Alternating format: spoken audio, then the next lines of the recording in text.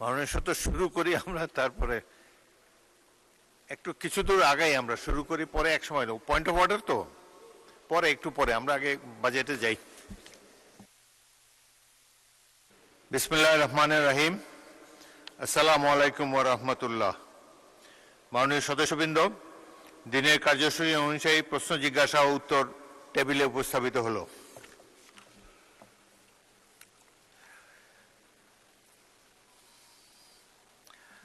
ত্রয়োদশ জাতীয় সংসদের দ্বিতীয় অধিবেশনে 25-26 অর্থবছরে সম্পূরক বাজেট সম্পর্কে এখন আলোচনায় যেতে চাই। সরকার এবং বিরোধী দলের মধ্যে সমঝোতা হয়েছে যে কতগুলো মন্ত্রণালয়ের উপরে কারা কারা বক্তব্য রাখবেন। এখন আপাতত বাজেট আলোচনায়, সম্পূরক বাজেটের উপর আলোচনায় আমি আহ্বান জানাচ্ছি মাননীয় সদস্য মোহাম্মদ আব্দুস সাত্তার, নীলফামারী 1, আপনি 4 মিনিট বক্তব্য রাখবেন। নাই। জনাব আল ফারুক আব্দুল লতিফ, নীলফামারী 2, 4 মিনিটে আপনার বক্তব্য শেষ করবেন। আছেন?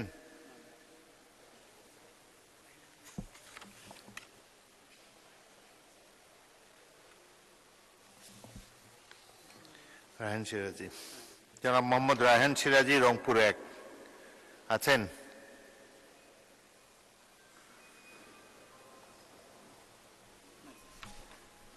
বিরোধী দল থেকে যে তালিকা দেওয়া হয়েছে প্রথম 3 জনই নাই। সৈয়দ জয়নুল আবেদিন, ঢাকা 4, আপনি 4 মিনিটে আপনার বক্তব্য রাখুন সম্পূরক বাজেটের উপরে। আসসালামু আলাইকুম রহমতুল্লাহ। মাননীয় স্পিকার, আপনাকে ধন্যবাদ। আমি প্রথমেই আমার সম্মানিত স্পিকার মহোদয়ের দৃষ্টি আকর্ষণ করছি যে আমাকে একটু সময় বাড়াই দেওয়ার জন্য, কারণ এখানে বাজেটের উপরে আলোচনা। আমি ব্যাংকার ছিলাম, সেই ব্যাংকার হিসাবে আমি এই বাজেটের উপরে কিছু তথ্য, বিশেষ করে ব্যাংকিং এবং আর্থিক প্রতিষ্ঠান সম্পর্কে কিছু তথ্য উপস্থাপন করার জন্য চাচ্ছিলাম। আমি বাজেট যেদিন বক্তৃতা হচ্ছিল, অর্থমন্ত্রী যে বাজেট উপস্থাপন করছিলেন। মাননীয় সদস্য, আজকে তো সম্পূরক বাজেটের উপরে আলোচনা, এটা আমরা শেষ করব আজকে। আপনি দীর্ঘ বক্তব্য রাখতে চাইলে মূল বাজেটের উপর রাখতে পারবেন, তাও আপনি শুরু করেন 4 মিনিট, দেখি কেমন বলেন আপনি, তারপর দেখব। আপনি 4 মিনিটের মতো মোটামুটি পরে বাজেটের উপরে পাওয়া যাবে 26-27-এর মূল বাজেটে পরে। আমার আজকে তো সম্পূরক বাজেট। আমি গতকালকে আমি সম্পূরক বাজেট হিসাবেই আমি দেখছিলাম, কিন্তু গতকালকে আমি লক্ষ্য করলাম যে এখানে আসলে 26-27-এর বাজেটের উপরেই আলোচনা হয়েছে, সম্পর্কের উপরে না হয়ে। এই জন্য আমরা নূতন সংসদ সদস্য হিসাবে ভাবছি যে বোধহয় এভাবেই আলোচনা করতে হবে। না, আজকে সম্পূরক বাজেটের উপর আলোচনা হবে। পরবর্তীকালে আপনার দল যদি আপনাকে সুযোগ দেয়, আপনি মূল বাজেটের উপরও আলাপ আলোচনা করতে পারবেন। আজকে সম্পূরক বাজেটের উপরে বলেন।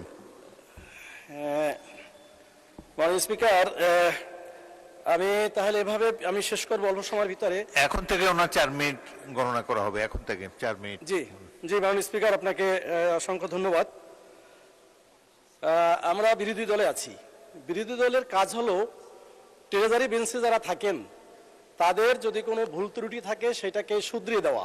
কিন্তু আমি দেখছি যে এখানে সরকারের যে বাজেট উপস্থাপন করা হয়েছে কিংবা অন্য প্রসঙ্গ যখন কথা বলা হয়, তাদেরকে ভালো পথ দেখানে তখন সেটাকে তারা ভালোভাবে নেন না।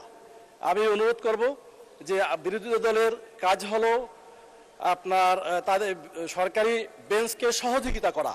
আমরা সেই সহযোগিতার মন মানসিকতা নিয়েই কথা বলছি এবং সামনের দিকেও বলবো। আমি একটু বিরোধী দলের সরকারি ট্রেজারি বেঞ্চকে অনুরোধ রাখতে চাচ্ছি যে আপনারা কি এরকমের চান? আপনি বাজেটের উপরে বলেন, বাজেটের উপরে বলেন। হ্যাঁ, আমি বলছি যে বিগত ফ্যাসিস্ট আমলে যেভাবে বিরোধী দল ভূমিকা রেখেছে, যদি চান তাহলে 4 মিনিটের 1 মিনিট তো এমনি চলে গেল। আপনি সম্পূরক বাজেটের উপরে বলেন। জি মাননীয় স্পিকার, আমি সম্পূরক বাজেট গতকালকের যেভাবে ধারাবাহিক সেই অনুযায়ী আমার সম্পূরক অর্থাৎ 2025-26-এর উপরে আমি মূলত আজকে ওইভাবে প্রস্তুতি নেইনি। তবে আমি একটা কথা বলবো, সম্পূরক বাজেটের উপরে যে খরচ করে এরপরে অনুমোদন নেওয়া, এই প্র্যাকটিসটা আমার মনে হয় বন্ধ হওয়া দরকার। এটা দেশের জন্য, দেশের অর্থনীতির জন্য এটা ভালো হবে। এই প্র্যাকটিসটা যাতে আগামীতে না হয় সেদিকে আমি দৃষ্টি আকর্ষণ করছি। মাননীয় স্পিকার, বাংলাদেশের 62টা শিডিউল ব্যাংক, এর ভিতরে 10টা হচ্ছে ইসলামী ব্যাংকিং। আর বাংলাদেশের মানে ব্যাংকগুলার মোট ডিপোজিট হচ্ছে 19,73,19,73 লাখ করোড়। বিনিয়োগ হচ্ছে 17.78 করোড়। অর্থাৎ এখানে যদি আমরা দেখি যে স্প্রেড আছে 1.95 লাখ করোড়।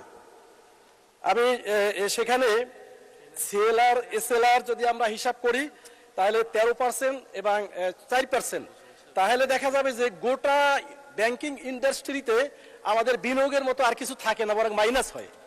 সেক্ষেত্রে মাননীয় অর্থমন্ত্রী মহোদয় যে বাজেট উপস্থাপন করেছেন যে 1,12,000 কোটি টাকা ব্যাংক থেকে ঋণ নেবেন, এটা হাউ ইজ পসিবল? এটা কি করে সম্ভব? কোত্থেকে আসবে এই টাকা? আর ইতিমধ্যে ব্যাংকিং ইন্ডাস্ট্রির যে অবস্থা সৃষ্টি হয়েছে, ব্যাংকিং ইন্ডাস্ট্রিতে যে গুড গভর্নেন্স প্রতিষ্ঠা, জবাবদিহিতা প্রতিষ্ঠার যে লক্ষণ সেটা আমরা দেখছি না, বরং ব্যাংকিং ইন্ডাস্ট্রিতে একটা অস্থিরতা বিরাজ করছে।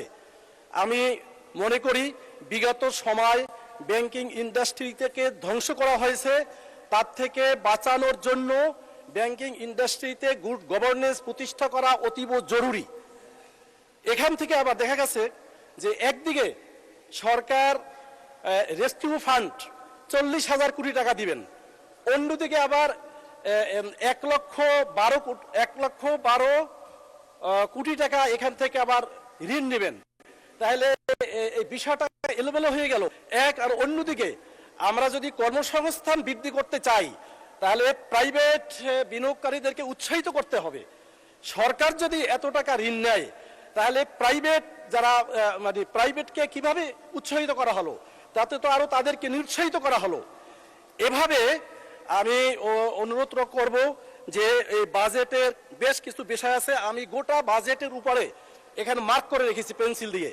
আমি পুরো সেন্টেন্সটা পড়ছি, অর্থমন্ত্রী মহোদয় সব পড়তে পারেন নাই, কিন্তু আমি এখানে গোটাটা পড়েছি এবং প্রত্যেকটা ক্ষেত্রে আমার পরামর্শ আছে, সংশোধনী আছে। সেগুলো যদি সুযোগ দেওয়া হয় তাহলে আমি পরবর্তীতে উপস্থাপন করব। ধন্যবাদ, ধন্যবাদ মাননীয় সদস্য।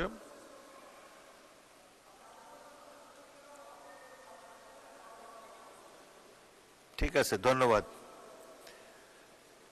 এবার বক্তব্য রাখার জন্য আহ্বান জানাচ্ছি জনাব শেখ ফরিদ আহমদ, চাঁদপুর 3। আপনার সময় 4 মিনিটে বলুন।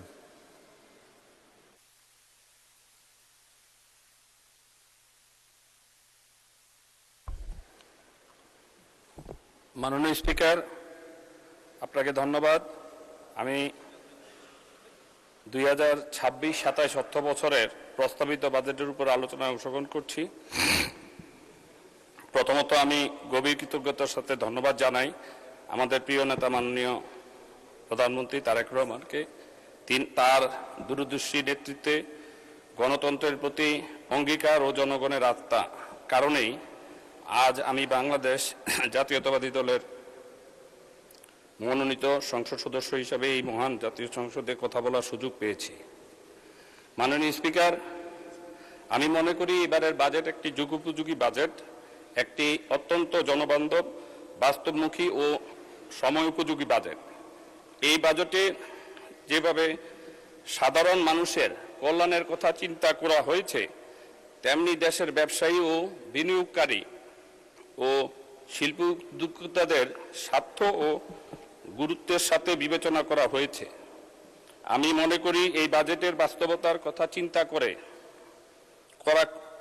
কিছুটা কঠিন হবে, কিন্তু আমি ব্যক্তিগতভাবে বিশ্বাস করি সরকারের আন্তরিকতা ও সঠিক পরিকল্পনার মাধ্যমে এই বাজেট বাস্তবায়ন করা সম্ভব। অতীতে আমরা অনেক চ্যালেঞ্জ অতিক্রম করেছি, ভবিষ্যতেও পারব। মাননীয় স্পিকার, স্বাধীনতার পর থেকে আজ পর্যন্ত যারা কখনো করের আওতায় আসেনি তাদের কর ব্যবস্থার আওতায় আনার যে উদ্যোগ এই বাজেটে গ্রহণ করা হয়েছে, আমি এটাকে একটি অত্যন্ত প্রশংসনীয় পদক্ষেপ হিসাবে দেখছি। করের ন্যায্য বণ্টন নিশ্চিত হলে রাষ্ট্রের আয় বৃদ্ধি পাবে এবং উন্নয়ন কাণ্ডে আরও গতিশীল হবে। একই সঙ্গে সাধারণ জনগণের উপর অতিরিক্ত করের চাপও কমবে। আমি দৃঢ়ভাবে বিশ্বাস করি এই বাজেটের সুফল বাজেটের সবচেয়ে বেশি ভোগ করবে সাধারণ মানুষ, কারণ এতে কর্মসংস্থান, সামাজিক নিরাপত্তা, অবকাঠামো ও উন্নয়ন ও অর্থনৈতিক প্রবৃত্তির উপর বিশেষ গুরুত্ব দেওয়া হয়েছে। মাননীয় স্পিকার, আমি বিশেষভাবে সরকারের ইলেকট্রিক গাড়ি বা ইভি খাতে প্রতি দৃষ্টি দেওয়ায় বিষয়টিকে স্বাগত জানাই। বর্তমান বিশ্ব পরিবেশ বান্ধব প্রযুক্তির দিকে এগিয়ে যাচ্ছে। জলবায়ু পরিবর্তনের ঝুঁকি মোকাবেলা এবং জ্বালানি সাশ্রয়ে ইলেকট্রনিক যানবাহন গুরুত্ব অপরিসীম। বিশ্বের উন্নয়ন দেশগুলোর সাথে তাল মিলিয়ে বাংলাদেশও যাতে ইভির ব্যবহার বৃদ্ধি পায়, সেই লক্ষ্যে সরকারের এই উদ্যোগ সময়োপযোগী এবং ভবিষ্যৎমুখী সিদ্ধান্ত। মাননীয় স্পিকার, বন্ধ কলকারখানা পুনরায় চালুর জন্য ৬০,০০০ কোটি টাকার যে প্রণোদনা তহবিল গঠন করা হয়েছে, এটি অত্যন্ত কার্যকরী পদক্ষেপ। এর মাধ্যমে অনেক শিল্প প্রতিষ্ঠান পুনরুজ্জীবিত হবে এবং নতুন কর্মসংস্থানের সৃষ্টি হবে, যা আমাদের নির্বাচনী প্রতিশ্রুতিতে ছিল। মাননীয় স্পিকার, অর্থমন্ত্রীর কাছে বিনীত অনুরোধ জানাতে চাই, বর্তমানে ২০০ কোটি টাকা পর্যন্ত ঋণগ্রস্ত শিল্প প্রতিষ্ঠানগুলোর আওতায় আনার প্রস্তাব করা হয়েছিল, কিন্তু ২০০ কোটি টাকার বেশি ঋণগ্রস্ত অনেক শিল্প প্রতিষ্ঠান রয়েছে। তাদেরও দেশের অর্থনীতি, রপ্তানি ও কর্মসংস্থানের গুরুত্বপূর্ণ অবদান রাখে। তাই তাদেরকেও বিশেষ বিবেচনায় সহায়তার আওতায় আনার জন্য আমি মাননীয় অর্থমন্ত্রীর সদয় দৃষ্টি আকর্ষণ করছি। মাননীয় স্পিকার, সময় কি ২ মিনিট বাড়াইয়া দিলে একটু নির্বাচনী এলাকা সম্পর্কে বলতে পারতাম। মাননীয় স্পিকার, আচ্ছা, ১ মিনিটে বলেন। মাননীয় স্পিকার, আমি আমার নির্বাচনী এলাকা চাঁদপুর ৩-এর কিছু গুরুত্বপূর্ণ সমস্যার কথা সংসদে সরকারের দৃষ্টি আকর্ষণ করতে চাই। আমার নির্বাচনী এলাকা চাঁদপুর সদর হাইমচর নদীমাতৃক ও চরাঞ্চলে অধ্যুষিত এলাকা। এই এলাকার মানুষের প্রধান সমস্যা রয়েছে কর্মসংস্থানের ঘাটতি, বিশুদ্ধ পানি জলের সংকট, মাদকের ক্রমবর্ধমান বিস্তার এবং শিক্ষা ব্যবস্থার উন্নয়ন। বিশেষ করে হাইমচরের চর অঞ্চলগুলোতে শিক্ষার মান উন্নয়ন এখন একটি বড় চ্যালেঞ্জ। দুর্গম ভৌগোলিক অবস্থা ও প্রয়োজনীয় সুযোগ সুবিধার অভাবে অনেক শিক্ষক সেখানে দীর্ঘমেয়াদী কর্মরত থাকতে আগ্রহী হয় না। ফলে শিক্ষা প্রতিষ্ঠানগুলো শিক্ষা সংকট সৃষ্টি হয় এবং শিক্ষার্থীরা মানসম্মত শিক্ষা থেকে বঞ্চিত হয়। আমি মাননীয় শিক্ষামন্ত্রীর কাছে বিনীত অনুরোধ জানাচ্ছি, চরাঞ্চলের কর্মরত শিক্ষকদের জন্য বিশেষ প্রণোদনা, আবাসিক সুবিধা ও প্রয়োজনীয় সুযোগ সুবিধার ব্যবস্থা গ্রহণ করা হোক, যাতে। ধন্যবাদ মাননীয় সদস্য। আমি এখন মাননীয় অর্থমন্ত্রী যারা আমির খসরু মাহমুদ চৌধুরীকে 2025-2026 অর্থ বছরের সম্পূরক বাজেটের উপর সমাপনী বক্তব্য রাখার জন্য আহ্বান জানাচ্ছি।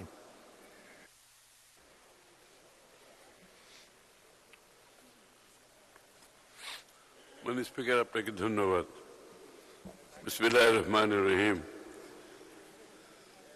মাননীয় স্পিকার, বক্তব্যের শুরুতে আমি গভীর শ্রদ্ধার সাথে স্মরণ করছি শহীদ প্রেসিডেন্ট জিয়াউর রহমান এবং দেশনেত্রী বেগম খালেদা জিয়াকে।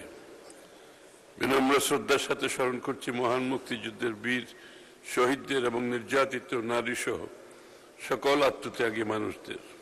একই সাথে স্মরণ করছি স্বাধীনতার পর থেকে আজ পর্যন্ত গণতন্ত্র প্রতিষ্ঠার দীর্ঘ সংগ্রামে আত্মদানকারী সকল শহীদ এবং গুম, খুন, হামলা, মামলা, গুলিবর্ষণের শিকার সকল আহত যোদ্ধাকে, যাদের আত্মত্যাগ আমাদের জাতীয় জীবনে গণতন্ত্র এবং নতুন আশার দিগন্ত উন্মোচন করেছে।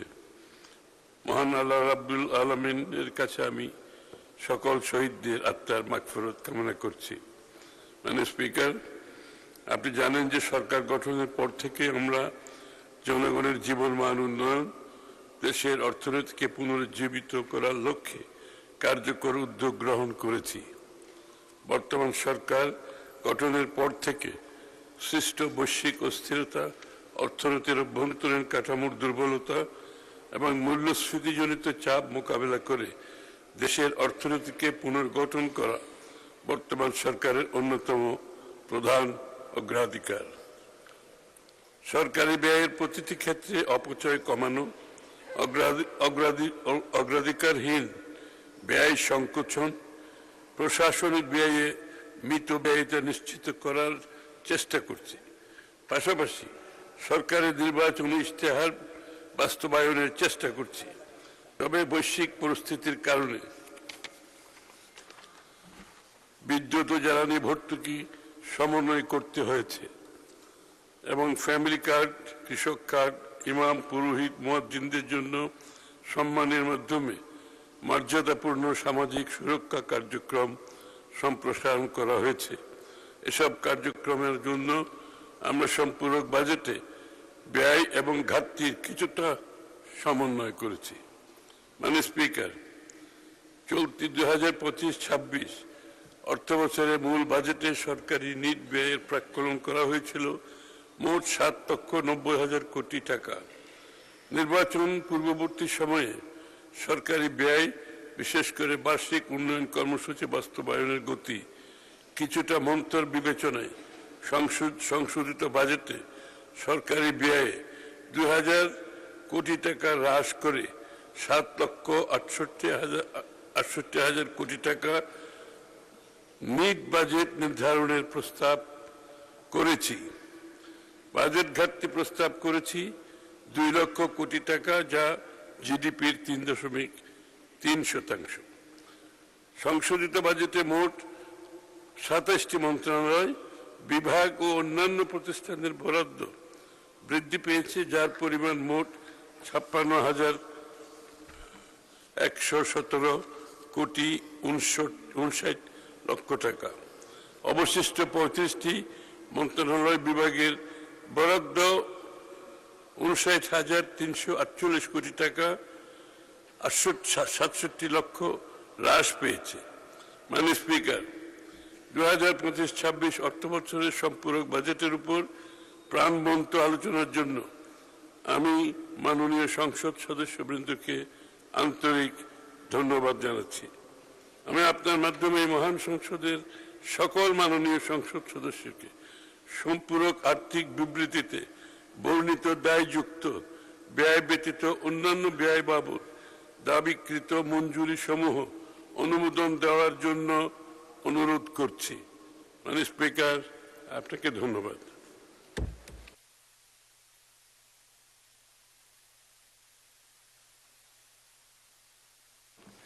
ধন্যবাদ মাননীয় মন্ত্রী। মাননীয় সদস্যবৃন্দ, এখন দিনের কার্যসূচি অনুযায়ী 2025-2026 অর্থ বছরের বাজেটে প্রস্তাবিত দায়যুক্ত ব্যয় ব্যতীত অন্যান্য ব্যয় সম্পর্কিত মঞ্জুরি দাবিসমূহের উপর ভোট গ্রহণ অনুষ্ঠিত হবে। উল্লেখ্য, সংবিধানের 89 অনুচ্ছেদের বিধান অনুযায়ী দায়যুক্ত ব্যয় চার্জ এক্সপেন্ডিচার সংসদে আলোচিত হতে পারে, কিন্তু তা ভোটের আওতাভুক্ত নয়। 2025-2026 অর্থ বছরের সম্পূরক বাজেটে মোট 25টি মঞ্জুরি দাবি রয়েছে। এইসব দাবির বিপরীতে 20 জন মাননীয় সদস্য 304টি ছাঁটাই প্রস্তাবের নোটিশ প্রদান করেছেন।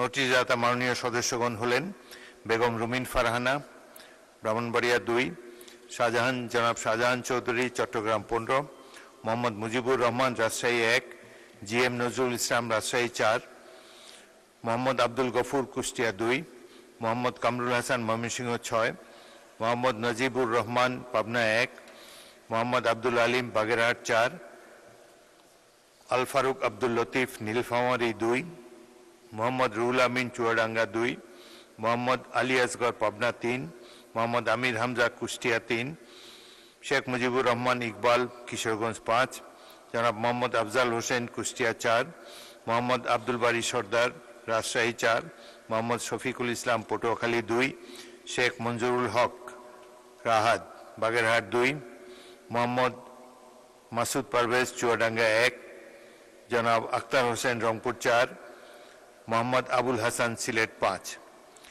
মঞ্জুরি দাবিসমূহের উপরে ভোট গ্রহণের ক্ষেত্রে সংশ্লিষ্ট মন্ত্রী প্রতিমন্ত্রীকে এক একটি করে মঞ্জুরি দাবি উত্থাপনের আহ্বান জানানো হবে। মাননীয় মন্ত্রী কর্তৃক মঞ্জুরি দাবি উত্থাপনের পর দিনের কার্যসূচিতে অন্তর্ভুক্ত ওইসব দাবির বিপরীতে ছাঁটাই প্রস্তাব প্রদানকারী নোটিশদাতা মাননীয় সদস্যগণ তাদের ছাঁটাই প্রস্তাব উত্থাপনপূর্বক বক্তব্য রাখবেন।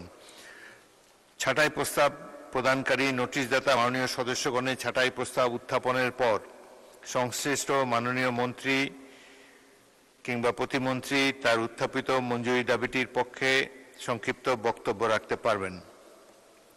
মাননীয় মন্ত্রী প্রতিমন্ত্রীর বক্তব্যের পর প্রথমে ছাঁটাই প্রস্তাব ও পরে মঞ্জুরি দাবিটি ভোটে দেওয়া হবে। অনুপস্থিত সদস্যদের পক্ষে কোনো ছাঁটাই প্রস্তাব বা অন্য কোনো কিছু মাননীয় সদস্য কর্তৃক উত্থাপনের সুযোগ নেই। মাননীয় সদস্যবৃন্দ, দিনের কার্যসূচিতে অন্তর্ভুক্ত 25টি মঞ্জুরি দাবি সুষ্ঠুভাবে এবং যথাসময়ে নিষ্পন্নের জন্য আমি আপনাদের সহযোগিতা কামনা করছি। সময়ের দিকে লক্ষ্য রেখে নির্দিষ্ট সময়ের মধ্যে 3-4টি মঞ্জুরি দাবি সম্পর্কে ছাঁটাই প্রস্তাবের উপর আলোচনা সম্ভব হতে পারে। আমি ইতিমধ্যে বিরোধী দলের নিকট থেকে 8টি মন্ত্রণালয় বিভাগ সম্পর্কিত খাতে ছাঁটাই প্রস্তাব উত্থাপন ও আলোচনার জন্য তালিকা পেয়েছি।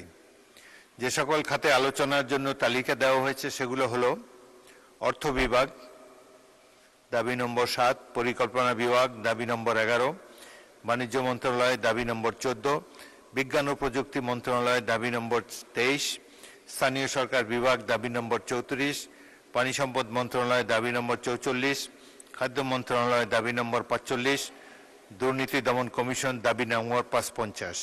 প্রতিটি খাতে আলোচনার জন্য 2 জন ছাঁটাই প্রস্তাবকারী সদস্যের নাম দেওয়া হয়েছে। শুধুমাত্র স্থানীয় সরকার বিভাগ ও পানি সম্পদ মন্ত্রণালয় খাতে আলোচনার জন্য 3 জন সদস্যের নাম দেওয়া হয়েছে। আমি বিরোধী দলের পাঠানো তালিকা অনুযায়ী সংশ্লিষ্ট দাবিসমূহকে এগ্রিড সদস্যদের ছাঁটাই প্রস্তাব উত্থাপনের আহ্বান জানাবো। অন্যান্য দাবিসমূহ সরাসরি ভোটে নিষ্পন্ন করা হবে। আমি সেভাবেই অগ্রসর হচ্ছি। প্রথমে আমি দাবি নম্বর 3 মন্ত্রিপরিষদ বিভাগের দাবি নম্বর 3 উত্থাপনের জন্য মাননীয় প্রধানমন্ত্রীর পক্ষে মাননীয় স্বরাষ্ট্রমন্ত্রী জনাব সালাউদ্দিন আহমদকে আহ্বান জানাচ্ছি। মাননীয় স্পিকার, আপনাকে ধন্যবাদ।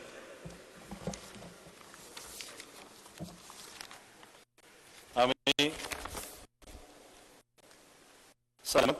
স্বরাষ্ট্রমন্ত্রী মাননীয় প্রধানমন্ত্রীর পক্ষে প্রস্তাব করছি যে মন্ত্রিপরিষদ বিভাগ খাতে 2026 সালের 30 জুন তারিখে সমাপ্ত অর্থ বছরের প্রয়োজনীয় পরিচালন ব্যয় নির্বাহকল্পে মহামান্য রাষ্ট্রপতিকে অনধিক 15,67,76,76,000 টাকা মঞ্জুর করা হোক।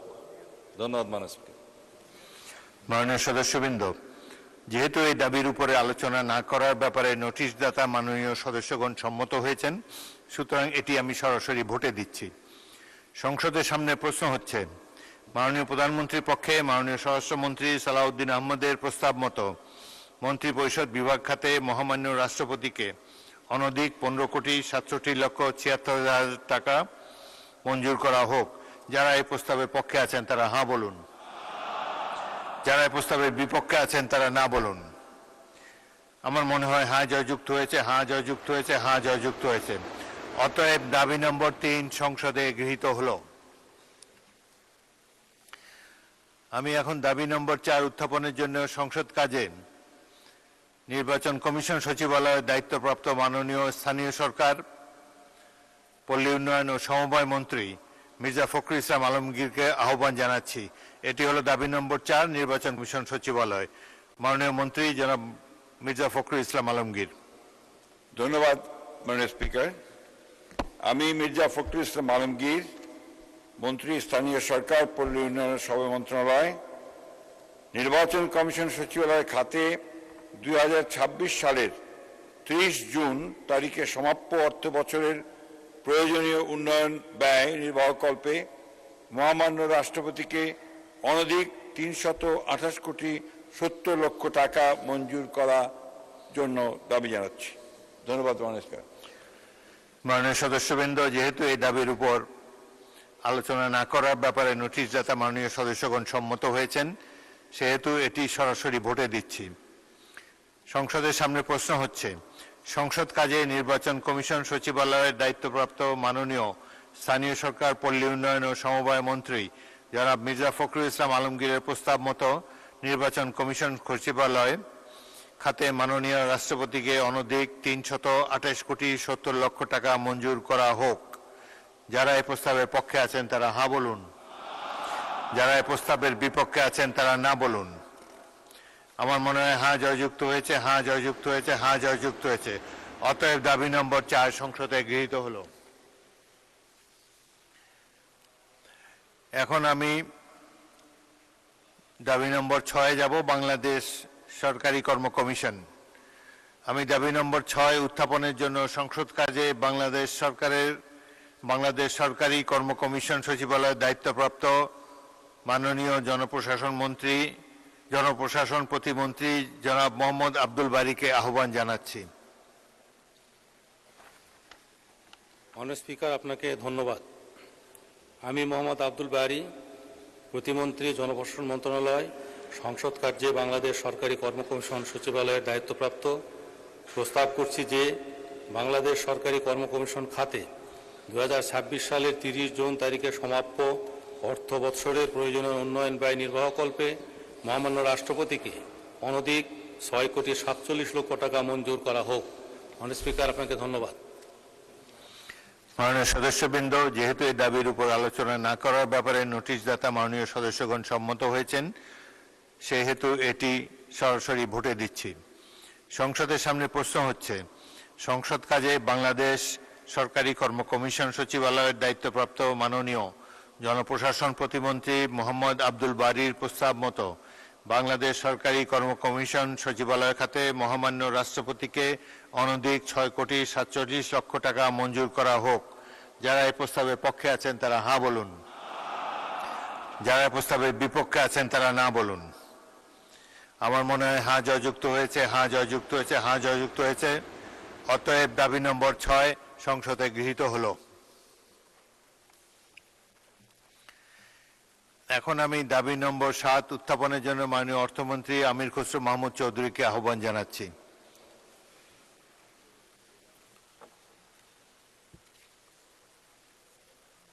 মাননীয় স্পিকার, আপনাকে ধন্যবাদ।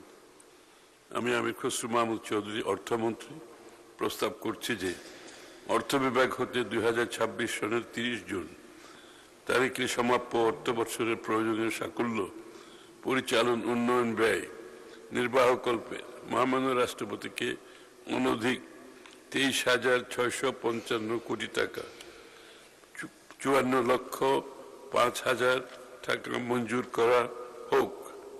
আপনাকে ধন্যবাদ মাননীয় স্পিকার।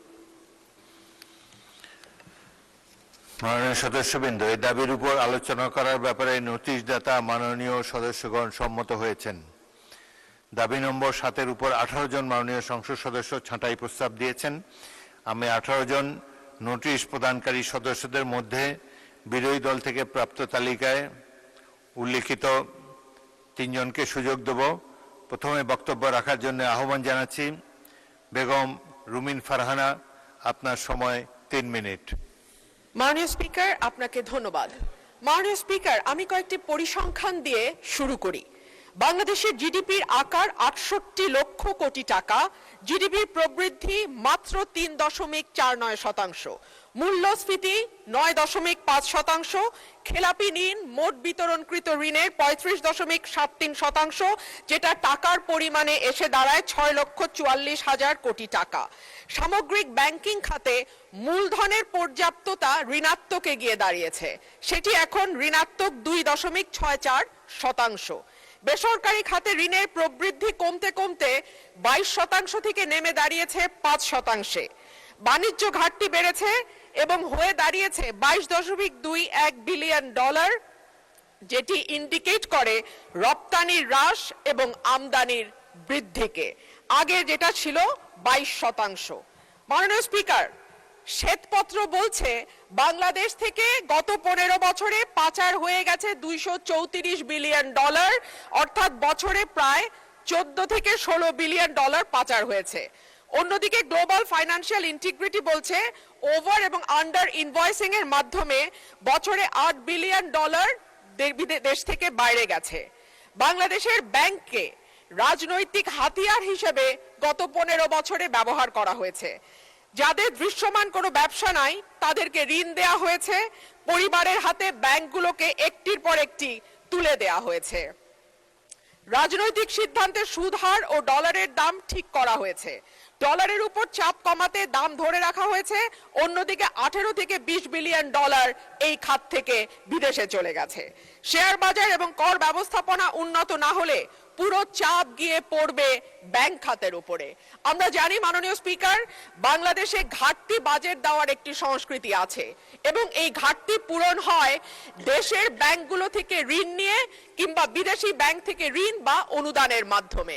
মাননীয় স্পিকার, ব্যাংক খাত যেখানে অলরেডি খেলাপি ঋণ বা মন্দ ঋণ মোট বিতরণকৃত ঋণের 35% গিয়ে পৌঁছেছে, সেখানে এই ব্যাংকগুলো আর ব্যক্তি খাতে বিনিয়োগের জন্য কোনো ঋণ দেওয়ার অবস্থায় আছে কিনা সেটা একটি বড় প্রশ্ন। আইএমএফ সম্প্রতি জানিয়েছে যে তারা বাংলাদেশে যে ঋণের চুক্তি হয়েছিল তার পরবর্তী কিস্তিগুলো নতুন সরকারকে আর দেবে না, তারা নতুন করে চুক্তি করতে বলছে। সুতরাং এখন ঋণের দিকে আমাদের তাকাতে হবে চীন বা এরকম কোন দেশের দিকে। আমরা যখন কোনো ভিন্ন দেশ থেকে ঋণ নেই এডিবি, ওয়ার্ল্ড ব্যাংক বা আইএমএফ এর বাইরে গিয়ে, তখন দেখা যায় সেখানে সুদের হার অনেক বেশি থাকে এবং দ্রুত সময়ের মধ্যে সেটি পরিশোধেরও একটা চাপ থাকে। সো এই সামষ্টিক অর্থনৈতিক চাপের মধ্যে অর্থমন্ত্রী কি করে এই বাজেট বাস্তবায়ন করবেন এবং সম্পূর্ণ বাজেটে যেই টাকা তিনি চেয়েছেন পরিচালন ব্যয়ের জন্য।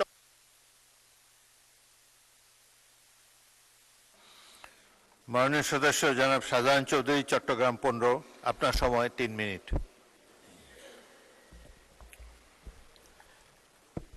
আসসালামু আলাইকুম। মাননীয় স্পিকার, আপনাকে অসংখ্য ধন্যবাদ। আমি ছাঁটাই প্রস্তাবের আলোচনার আগে শুধু 30 সেকেন্ড একটা সংশোধনীর ব্যাপারে বলতে চাচ্ছি।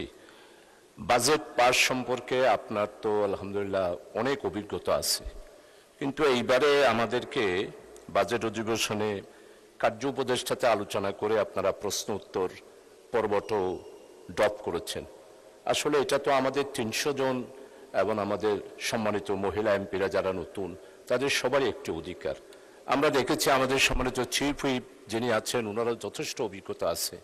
বাজেট অধিবেশনে এইভাবে 71 পেজি ড্রপ করা হয়, গৃহীত নোটিশ ড্রপ করা হয়, কিন্তু প্রশ্নোত্তরটা তো সমস্ত বাজেট অধিবেশনে আমরা মোটামুটি 50%, অর্থাৎ বাজেট পাস হওয়ার 10 দিন আগেই বন্ধ করে দেওয়া হয়, এরপরে বাজেট আলোচনা চলে। এটা আমার অভিজ্ঞতা, আমি লাইব্রেরিতে এগুলো দেখেছি। কিন্তু এইবারে বাজেট অধিবেশন হলো, বাজেট পেশ হলো, আমরা আসলাম 14 তারিখ, দেখলাম যে প্রশ্ন উত্তর ড্রপ করা হয়েছে। এই জন্য এই বিষয়টা আপনার সদয় বিবেচনার জন্য আপনার কাছে আমি রাখলাম।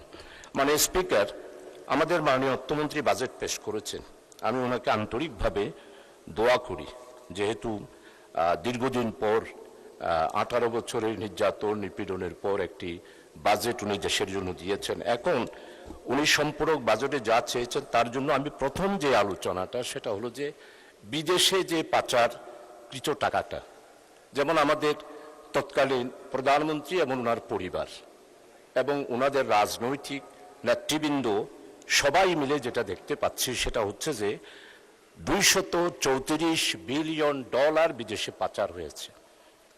এরপরে আর অন্যদিকে দেখতে পাচ্ছি রপ্তানি, আমদানি এত বেশি পরিমাণ আমরা আমদানির দিকে ঝুঁকে পড়েছি, আর অথচ রপ্তানির ক্ষেত্রে আমাদের সম্মানিত অর্থমন্ত্রী উনি একজন বাণিজ্যের ব্যাপারে উনার 2001 সালে উনি বাণিজ্য মন্ত্রী ছিলেন, তখনও আমরা আলোচনা করেছি এইভাবে যে আমাদের রপ্তানি যেভাবে করে আমরা রপ্তানি থেকে যেইভাবে করে আমরা রপ্তানি করতে পারছি না, এবং এই ব্যাপারে আয় আমাদের নামতে নামতে নামতে এমন একটা অবস্থায় এসেছে যেটা আমাদের মাননীয় সদস্য রুমিন ফারখানা এখানে পরিসংখ্যান দিয়েছেন। এরপরে হচ্ছে যে বিদেশি ঋণ, আইএমএফ ব্যাংক 18 বছরে আমাদের যা ঋণ দিয়েছে শুধু অনলি ফর ইন্টারিয়াম গভর্নমেন্ট একটি কিস্তি শোধ করেছেন, তাও বিদ্যুৎ খাতে। আর এই আমাদের নতুন সরকার, গণতান্ত্রিক সরকার এসেছে মাত্র সময়, এখন 3 মাস পেয়েছেন, এরপরে বাজেটটা দিয়েছেন, কিন্তু উনার এই ব্যয়ের ব্যাপারে সম্পূরক বাজেটে উনি যেটা চেয়েছেন এখন নতুন করে আমরা IMF ব্যাংকে নতুন শর্ত দিয়ে যদি ঋণ আনতে হয় তাহলে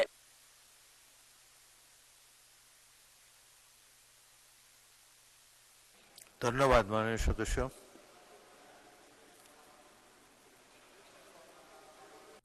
আর 1 মিনিটে কনক্লুড করেন তাহলে। মানে স্পিকার, আসলে সম্পূরক বাজেটে একটু সময় তো দিতে হয়। মাননীয় চিফ হুইপ এখানে আছেন, আমরা একটু আলোচনা করি না এই বাজেটের পরে মানুষের কল্যাণের জন্য, জনগণের কল্যাণের জন্য। উনি বাজেটের মধ্যে আমি যে এই বিষয়টা সেটা হচ্ছে যে সামাজিক সুরক্ষা, এই সামাজিক সুরক্ষার ব্যাপারে এইবারে বাজেটে উৎসাহ দেওয়া হয়েছে। উনি অনেক পরিকল্পনাও নিয়েছেন, কিন্তু আমার কথা হলো যে কার্যকর সামাজিক সুরক্ষার জন্য আমরা বিভিন্ন পয়েন্ট দিয়েছি, বিভিন্ন সেক্টর দিয়েছি। আসলে এই সবগুলা সেক্টরের মধ্যে এই টাকাগুলো ভাগ হয়ে যাওয়ার পর সামাজিক সুরক্ষাটা হয় না মাননীয় স্পিকার। এই জন্য আমার স্পেসিফিক উনি যে সম্পূরক বাজেটে টাকা চেয়েছেন, এখানে অনেক ডিপার্টমেন্ট আছে, তো আমি এটার জন্য প্রস্তাব দিয়েছি যে এই অর্থ বিভাগের বিষয়ে আলোচনা উত্থাপনকালে এই 109 অর্থাৎ 7 নম্বর দাবিতে আমি এই বাজেটটা কমানোর জন্য দাবি দিয়েছি এবং রীতি অনুসারে বলেছি। ধন্যবাদ, ধন্যবাদ মাননীয় সদস্য। পরবর্তী বক্তা GM নজরুল ইসলাম, সাতক্ষীরা 4, অনুপস্থিত। জনাব মোহাম্মদ আব্দুল গফুর, কুষ্টিয়া 2, আপনার সময় 3 মিনিট। বিসমিল্লাহির রহমানির রহিম। মাননীয় স্পিকার, আপনাকে ধন্যবাদ। সরকার আজ মহান সংসদে বিগত অর্থ বছরের নির্ধারিত বরাদ্দের বাইরে অতিরিক্ত বরাদ্দ অনুমোদনের জন্য সম্পূরক বাজেট পেশ করেছেন। আমি এর তীব্র বিরোধিতা করছি এবং মিতব্যয়িতাজনিত ছাঁটাই প্রস্তাব পেশ করছি। মাননীয় স্পিকার, আমার আপত্তির মূল কারণগুলো হলো আর্থিক শৃঙ্খলতার অভাব ও অপচয়। মাননীয় স্পিকার, বাজেট প্রণয়নের সময় প্রতিটি মন্ত্রণালয়কে সুনির্দিষ্ট বরাদ্দ দেওয়া হয়, কিন্তু আমরা দেখছি সরকার সেই নির্ধারিত সীমার মধ্যে খরচ সীমাবদ্ধ রাখতে ব্যর্থ হয়েছে। যদি অর্থবছরের শুরু থেকে প্রতিটি টাকা, প্রতিটা পয়সা সঠিকভাবে এবং স্বচ্ছতার সাথে ব্যয় করা হতো, তবে আজ জনগণের ট্যাক্সের টাকা থেকে এই অতিরিক্ত বরাদ্দের প্রয়োজন হতো না। মাননীয় স্পিকার, এই অতিরিক্ত চাহিদা প্রমাণ করে যে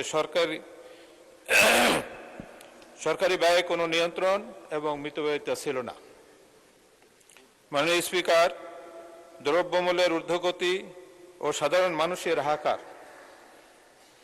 আজ যখন আমরা এখানে অতিরিক্ত টাকা অনুমোদনের জন্য আলোচনা করছি, ঠিক তখন বাইরে সাধারণ মানুষের অবস্থা অত্যন্ত শোচনীয়।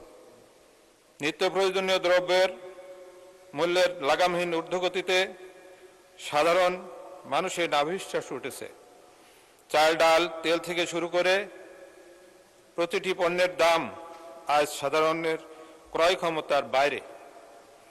সরকার সম্পূরক বাজেটে কোটি কোটি টাকা অতিরিক্ত চাচ্ছেন, কিন্তু বাজার নিয়ন্ত্রণে তাদের কোনো কার্যকর পদক্ষেপ চোখে পড়ছে না।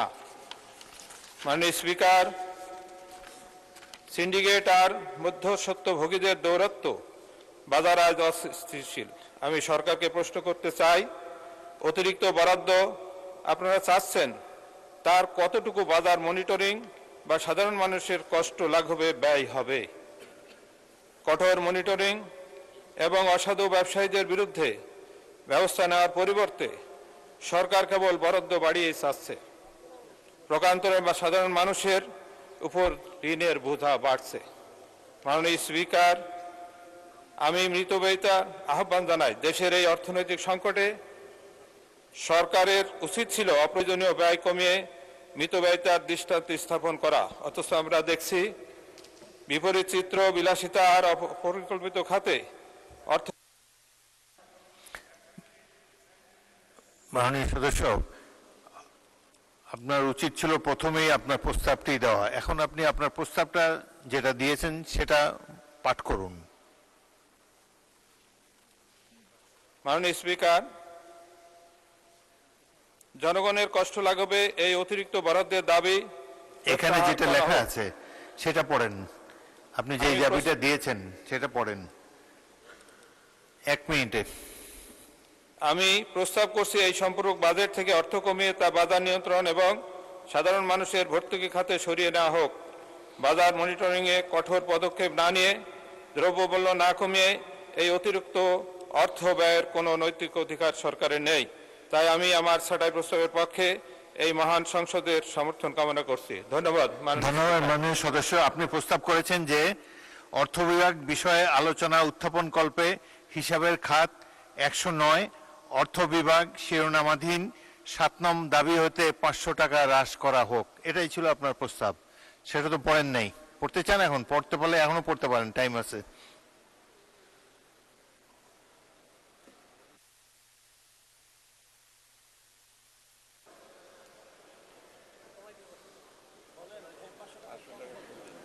আপনি পড়ুন, আমি তো পড়তে আমার পারি না, দাবি আপনার অনুযায়ী প্রস্তাব। 500 টাকা হ্রাস করা হোক। ধন্যবাদ মাননীয় স্পিকার। ধন্যবাদ।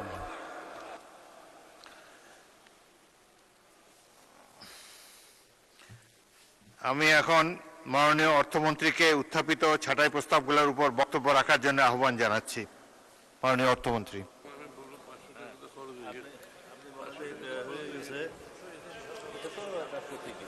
আপনি বলবেন যে আমাদের সব নিয়ে চলে গেছে। মাননীয় স্পিকার, আপনাকে ধন্যবাদ। 500 টাকা তো খরচ হয়ে গেছে অনেক আগে।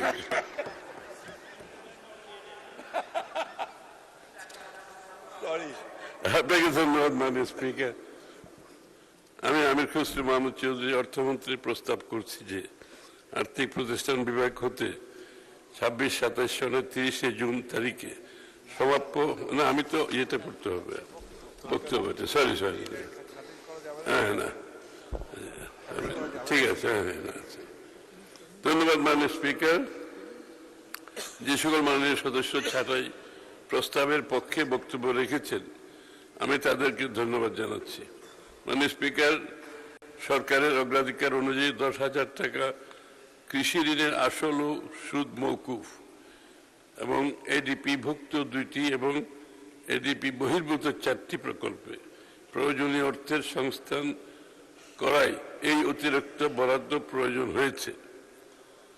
আর্থিক প্রতিষ্ঠান বিভাগের নিজস্ব ব্যয় মেটানোর জন্য কোনো অতিরিক্ত বরাদ্দ দাবি করা হয়নি বিধায় বাড়তি বরাদ্দের প্রস্তাবটি যৌক্তিক। আর এই কারণেই মাননীয় সদস্যদের আনিত ছাঁটাই প্রস্তাব সমূহ গ্রহণ করা সম্ভব হচ্ছে না। মাননীয় স্পিকার, আপনাকে ধন্যবাদ।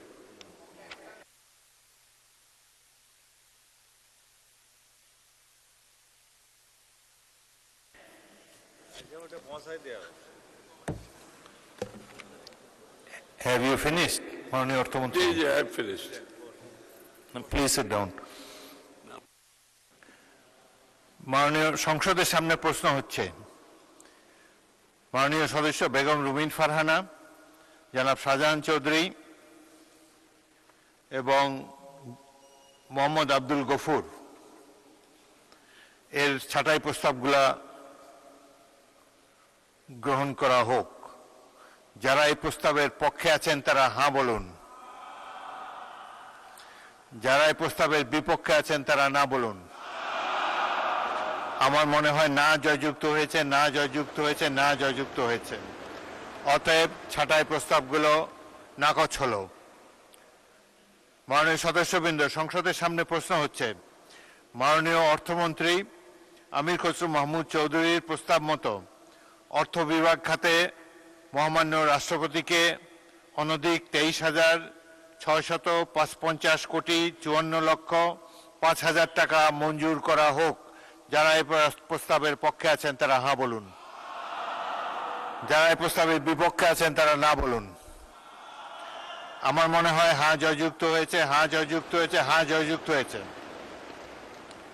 অতএব দাবি নম্বর 7 সংসদে গৃহীত হলো।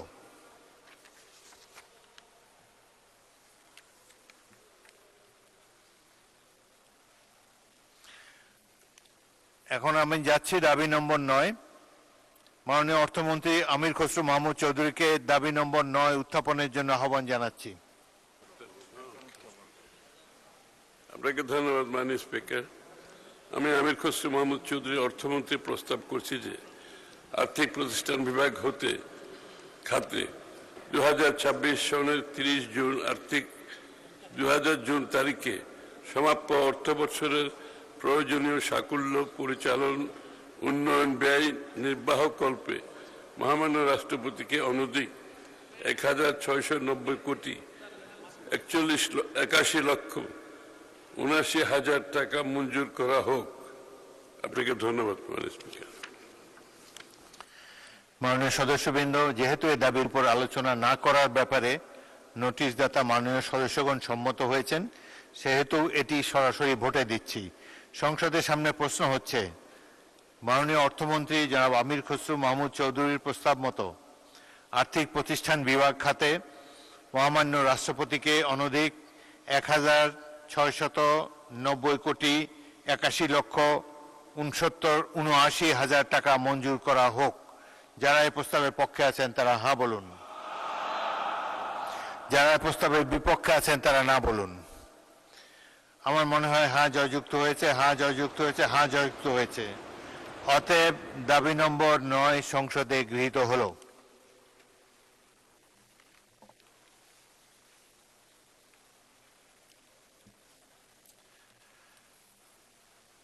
এখন আমি দাবি নম্বর 11 উত্থাপনের জন্য মাননীয় পরিকল্পনা মন্ত্রী জনাব আমির খসরু মাহমুদ চৌধুরীকে আহ্বান জানাচ্ছি।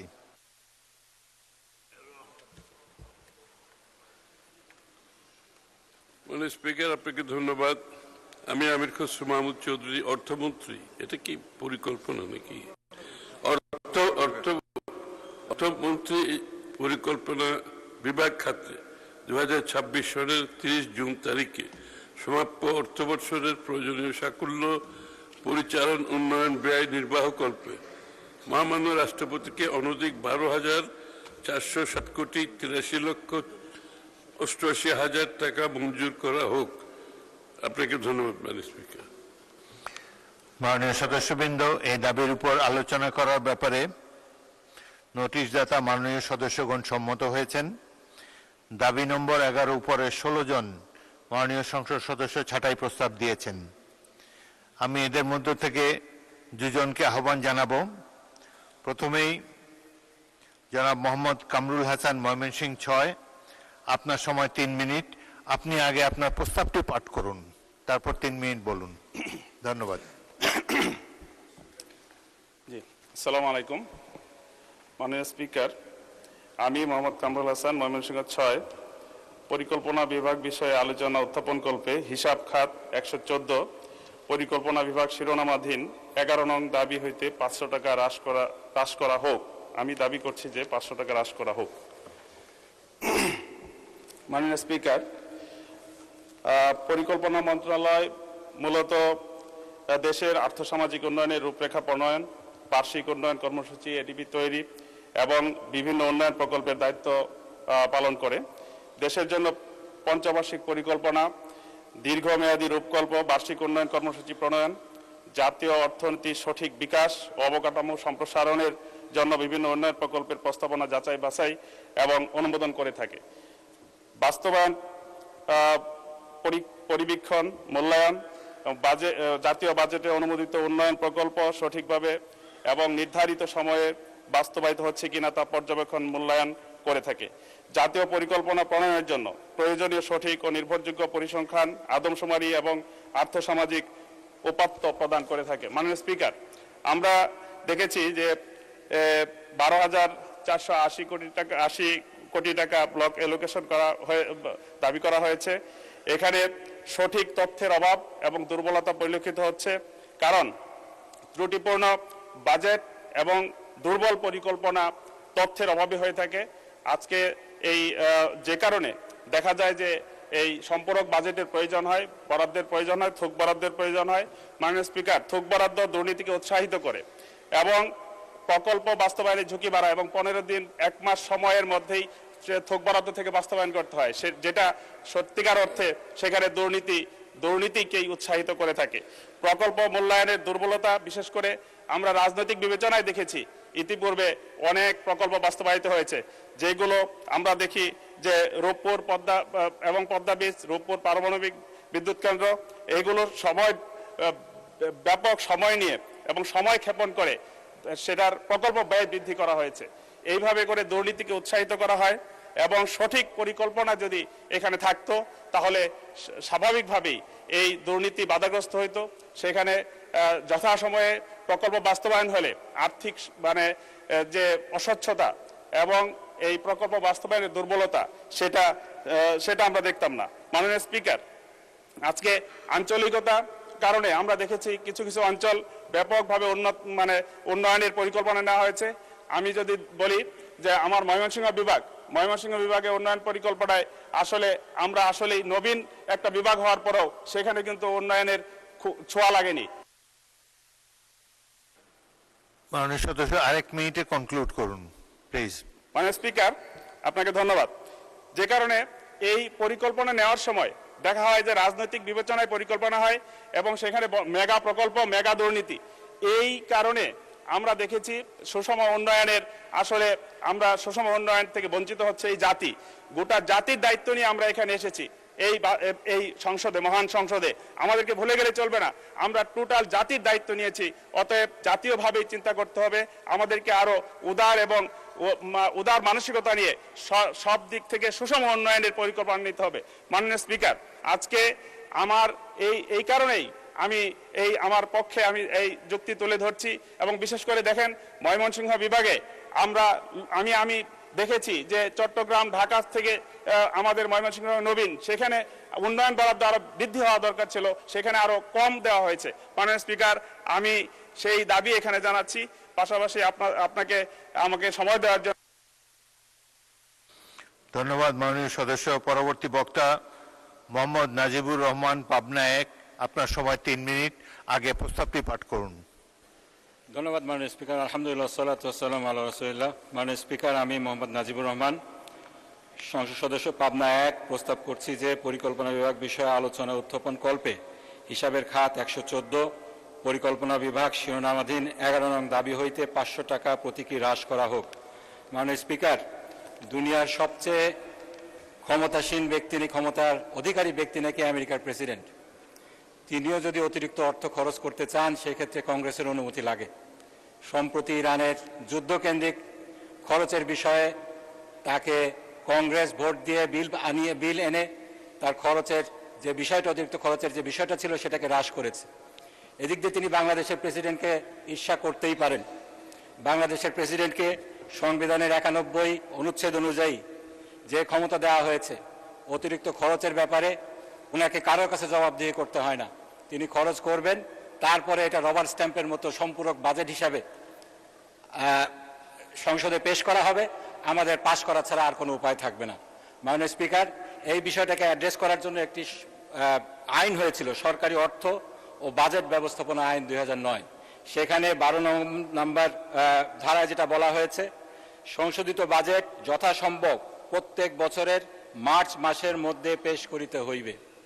এক্ষেত্রে যথাসম্ভব এই শব্দটার অ্যাবিউজ করে, মিসইউজ করে বাজেট, সম্পূরক বাজেট কখনোই মার্চ মাসে দেওয়া হয় না। যথাসম্ভব বলতে কি বোঝানো হয়েছে, এটার যথাযথ ব্যাখ্যা দরকার রয়েছে। কেন সরকার মার্চ মাসে সম্পূরক বাজেট দিতে ব্যর্থ হলো?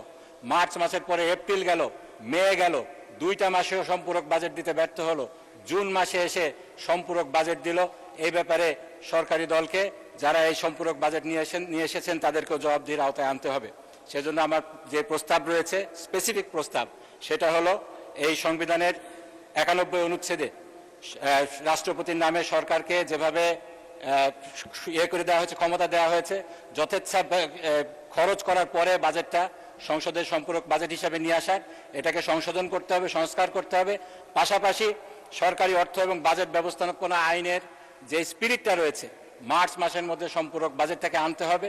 এখানে কোনো যে ধরনের এখতিয়ার দেওয়া হয়েছে যথাসম্ভব এই ক্লজটার মাধ্যমে এটাকে উঠিয়ে সম্পূরক বাজেটকে মার্চ মাসের মধ্যে পাশ করে তারপরে অতিরিক্ত যে অর্থটা খরচ করার বিষয় আছে সেটা সরকারকে করতে হবে। আমি সেজন্য যেটা বলছি, এটাকে যেহেতু এই খাতে 12,500 কোটি টাকা অতিরিক্ত খরচ করা হয়েছে, জাতি জানতে চায় এটা কোন খাতে খরচ করা হয়েছে। একটি বই দেওয়া হয়েছে আমাদেরকে সংশোধিত বার্ষিক উন্নয়ন কর্মসূচি, সেখানে বলা হয়েছে 12টা প্রকল্প আনা হয়েছে। এত অতিরিক্ত টাকা খরচ করা হলো।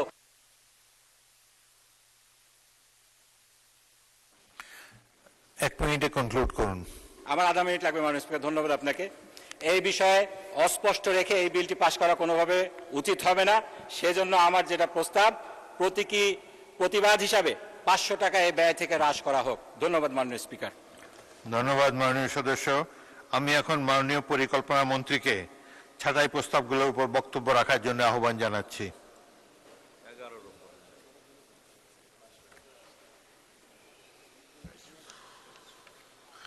মাননীয় স্পিকার, আপনাকে ধন্যবাদ। যে সকল মাননীয় সদস্য ছাঁটাই প্রস্তাবের পক্ষে বক্তব্য রেখেছেন, আমি তাদের সকলকে ধন্যবাদ জানাচ্ছি। অনেক ভালো ভালো কথা এসছে, আলোচনার যৌক্তিকতাও রাখে।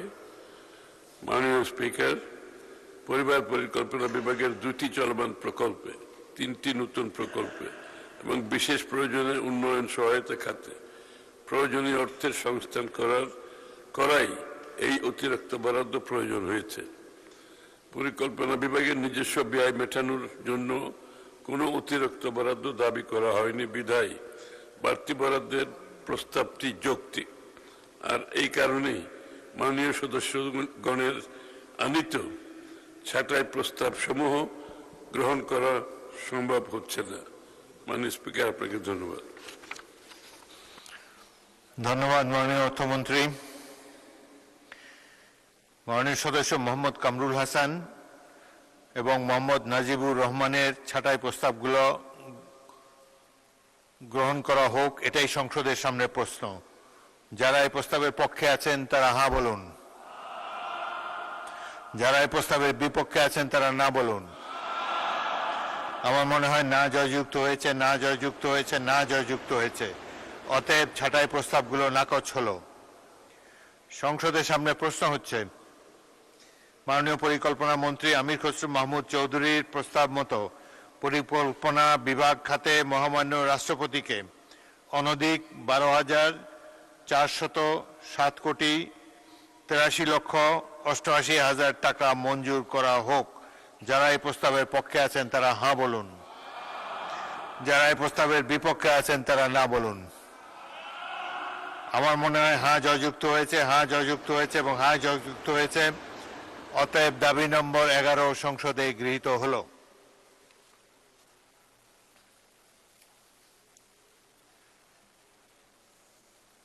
এখন আমি দাবি নম্বর 12 উত্থাপনের জন্য মাননীয় পরিকল্পনা মন্ত্রী আমির খসরু মাহমুদ চৌধুরীকে আহ্বান জানাচ্ছি।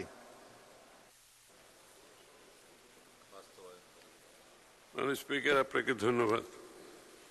আমি আমির খসরু মাহমুদ চৌধুরী, পরিকল্পনা মন্ত্রী, প্রস্তাব করছি যে বাস্তবায়ন, পরিবীক্ষণ ও মূল্যায়ন বিভাগ খাতে 2026 সনের 30 জুন তারিখে সমাপ্য অর্থ বৎসরের প্রয়োজনীয় সাকুল্য পরিচালন উন্নয়ন ব্যয় নির্বাহকল্পে মহামান্য রাষ্ট্রপতিকে অনধিক 21,97,42,000 টাকা মঞ্জুর করা হোক।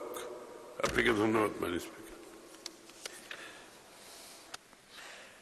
মাননীয় সদস্যবৃন্দ, যেহেতু এই দাবির উপর আলোচনা না করার ব্যাপারে নোটিশদাতা মাননীয় সদস্যগণ সম্মত হয়েছেন, সুতরাং এটি সরাসরি ভোটে দিচ্ছি। সংসদের সামনে প্রশ্ন হচ্ছে, মাননীয় পরিকল্পনা মন্ত্রী আমির খসরু মাহমুদ চৌধুরীর প্রস্তাব মতো বাস্তবায়ন, পরিবীক্ষণ ও মূল্যায়ন বিভাগ খাতে মহামান্য রাষ্ট্রপতিকে অনধিক 21,97,42,000 টাকা মঞ্জুর করা হোক। যারা এই প্রস্তাবের পক্ষে আছেন তারা হ্যাঁ বলুন, যারা এই প্রস্তাবের বিপক্ষে আছেন তারা না বলুন। আমার মনে হয় হ্যাঁ জয়যুক্ত হয়েছে, হ্যাঁ জয়যুক্ত হয়েছে, হ্যাঁ জয়যুক্ত হয়েছে। অতএব দাবি নম্বর 12 সংসদে গৃহীত হলো। মাননীয় সদস্যবৃন্দ, আমি এখন দাবি নম্বর 14 উত্থাপনের জন্য বাণিজ্য মন্ত্রীর পক্ষে মাননীয় বস্ত্র ও পাট প্রতিমন্ত্রী মোহাম্মদ শরীফুল আলমকে আহ্বান জানাচ্ছি।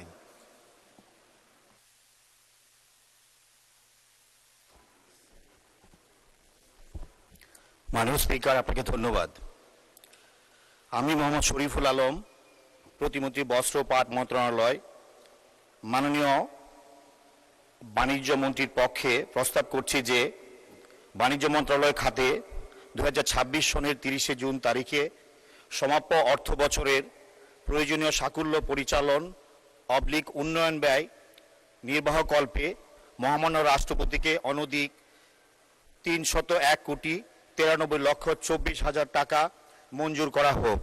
মাননীয় স্পিকার, আপনাকে ধন্যবাদ।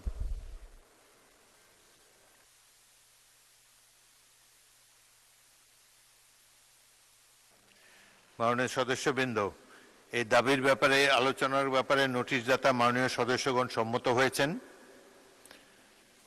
এদের মধ্যে দুজনকে আমি বক্তব্য রাখার জন্য আহ্বান জানাচ্ছি। প্রথমে GM নজরুল ইসলাম, সাতক্ষীরা 4। আপনি সময় হলো 3 মিনিট। প্রথমে আপনার প্রস্তাবটি উত্থাপন করুন। ধন্যবাদ। মাননীয় স্পিকার, আপনাকে ধন্যবাদ। আমি জনাব খন্দকার আব্দুল মুক্তাদির মাননীয় বাণিজ্য মন্ত্রীর প্রস্তাব অনুযায়ী তার বাণিজ্য মন্ত্রণালয় খাতে 2026 সালের 30 জুন পর্যন্ত 301,93,00,000 টাকার মঞ্জুরি প্রস্তাব করেছেন। আমি তার থেকে 500 টাকা হ্রাস করার জন্য আবেদন জানিয়েছি। মাননীয় স্পিকার, আমার কথা হলো, বাংলাদেশ দক্ষিণ পূর্ব এশিয়ার একটি উন্নয়নশীল দেশ। বাণিজ্য আমাদের দেশের একটা গুরুত্বপূর্ণ বিষয়। এক্সপোর্ট এবং ইম্পোর্ট, আমরা অধিকাংশ ক্ষেত্রে ইম্পোর্টই করে থাকি। এক্সপোর্টের কিছু মালামাল আমাদের দেশে আছে, সেগুলো বাইরে রপ্তানি হয়ে আমাদের দেশের অর্থনীতিকে মজবুত করছে বটে, কিন্তু এই খাতটা জনগণের কাছে খুব বেশি স্পষ্ট নয়। বাণিজ্যের বিষয়ে জনগণ খুব বেশি অভিজ্ঞ নয়। কোন বিষয়ে বাণিজ্য আমাদের দেশে অন্য দেশের সঙ্গে হয়ে থাকে সাধারণ লোক খুব বেশি জানে না। তা বিভিন্ন দেশ থেকে বাণিজ্যের ক্ষেত্রে যে আমাদের সমস্যা সৃষ্টি হয়ে থাকে সেটা হলো যে মালামাল আমদানি এবং রপ্তানি। আমাদের দেশের আভ্যন্তরভাগে যেগুলো আমদানি হয়ে থাকে, দেশের ভিতরে যেগুলো বিভিন্ন জায়গায় পরিবহন হয়ে থাকে, সেক্ষেত্রে সময়ের দিক থেকে লক্ষ্য রাখা দরকার। আমরা লক্ষ্য করছি এখন জুন মাসের আজকে হলো 15 তারিখ, মাত্র 15 দিন সময় আমাদের বাকি আছে। এই 15 দিন সময়ের মধ্যে 301,93,00,000 টাকার একটি সম্পূরক বা ঘাটতি বাজেট এখানে পেশ করা হয়েছে। এত লক্ষ লক্ষ টাকা এই কয়েকদিনের মধ্যে বা অতীতে খরচ কিভাবে হলো, বর্তমানে কিভাবে খরচ হবে, এটা জনগণের কাছে স্পষ্ট হবে না। মাননীয় স্পিকার, জনগণ জানতে পারবে না যে জনগণের আয়ের উৎস থেকে যে খরচটা করা হচ্ছে, এই খরচটা দায়বদ্ধতা সরকারের কাছে কতটুকু বা ওই মন্ত্রণালয়ের কতটুকু। এজন্য আমি অনুরোধ করেছি যে এই খাতের থেকে টাকা কিছু কমানো হোক, প্রতীক হিসেবে 500 টাকা কমিয়ে ছাড়াই করা হোক। মাননীয় স্পিকার, আপনাকে ধন্যবাদ। ধন্যবাদ মাননীয় সদস্য। মোহাম্মদ আব্দুল আলিম, বাগেরহাট 4। আপনার সময় 3 মিনিট। আগে প্রস্তাবটি উত্থাপন করুন। মাননীয় স্পিকার, আপনাকে ধন্যবাদ আমাকে সুযোগ দেওয়ার জন্য। মাননীয় স্পিকার, বাণিজ্য মন্ত্রণালয়ের 117 যে শিরোনামের 14 নম্বর দাবি, সেই দাবি থেকে আমি প্রতীকী 400 টাকা হ্রাস করার জন্য আমি প্রস্তাব উত্থাপন করছি। মাননীয় স্পিকার, আমাদের সম্পূরক বাজেট পেশ করার কোনো প্রয়োজন নাও হতো যদি আমরা গুড গভর্নেন্স এবং সঠিক সুস্থ ব্যবস্থাপনার মাধ্যমে আমরা আমাদের সরকারি অর্থ আমরা খরচ করতে পারতাম। আমরা জানি যে আমাদের যে প্রতি বছর যে এডিপি আমরা নির্ধারণ করি, পরিকল্পনা করি, দেখা যাচ্ছে সেই এডিপি বাস্তবায়ন করার ক্ষেত্রে সারা বছর আমরা খুব একেবারে গদাই লস্করি চালে আমরা চলি। আমরা সেই সকল পরিকল্পনা বাস্তবায়ন ক্ষেত্রে আমাদের কোনো হুঁশ থাকে না। শেষের দিকে এসে আমরা সেটা তাড়াহুড়ো করি এবং সে তাড়াহুড়ো করতে গিয়ে তখনই হয় হচ্ছে অনিয়ম, তখনই হয় হচ্ছে ব্যাপক আকারের লুটপাট। সুতরাং এই সংস্কৃতির হাত থেকে আমাদের বের হয়ে আসতে হবে।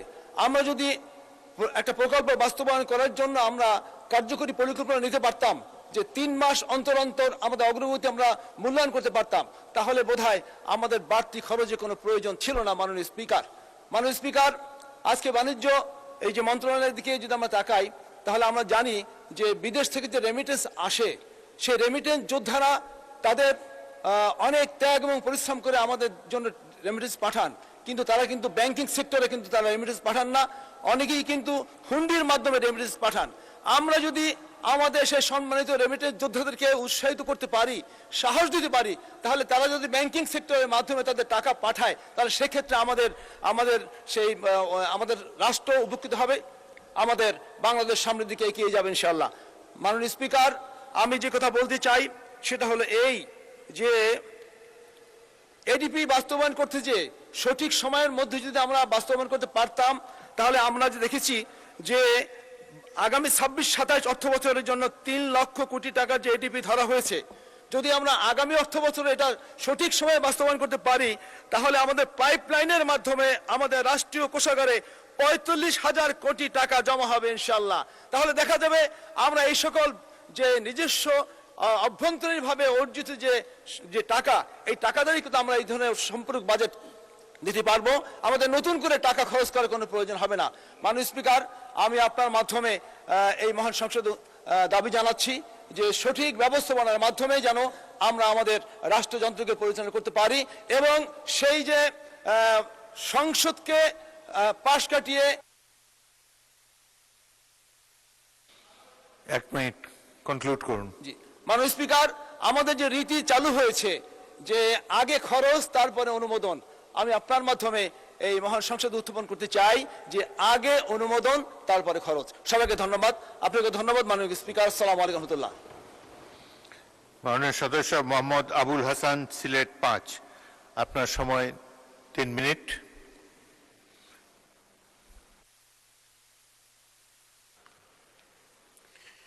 মাননীয় স্পিকার, আপনাকে ধন্যবাদ। আমি আলোচ্য বিষয়ে যাওয়ার আগে 1 মিনিট আমি অত্যন্ত শ্রদ্ধার সাথে স্মরণ করছি এই মহান সংসদের সাবেক সংসদ সদস্য, আমার নির্বাচনী এলাকা জকিগঞ্জ খানাইঘাটের ফরিদউদ্দিন চৌধুরী সাহেব ইন্তেকাল করেছেন। জি, আমরা পত্রিকায় দেখেছি।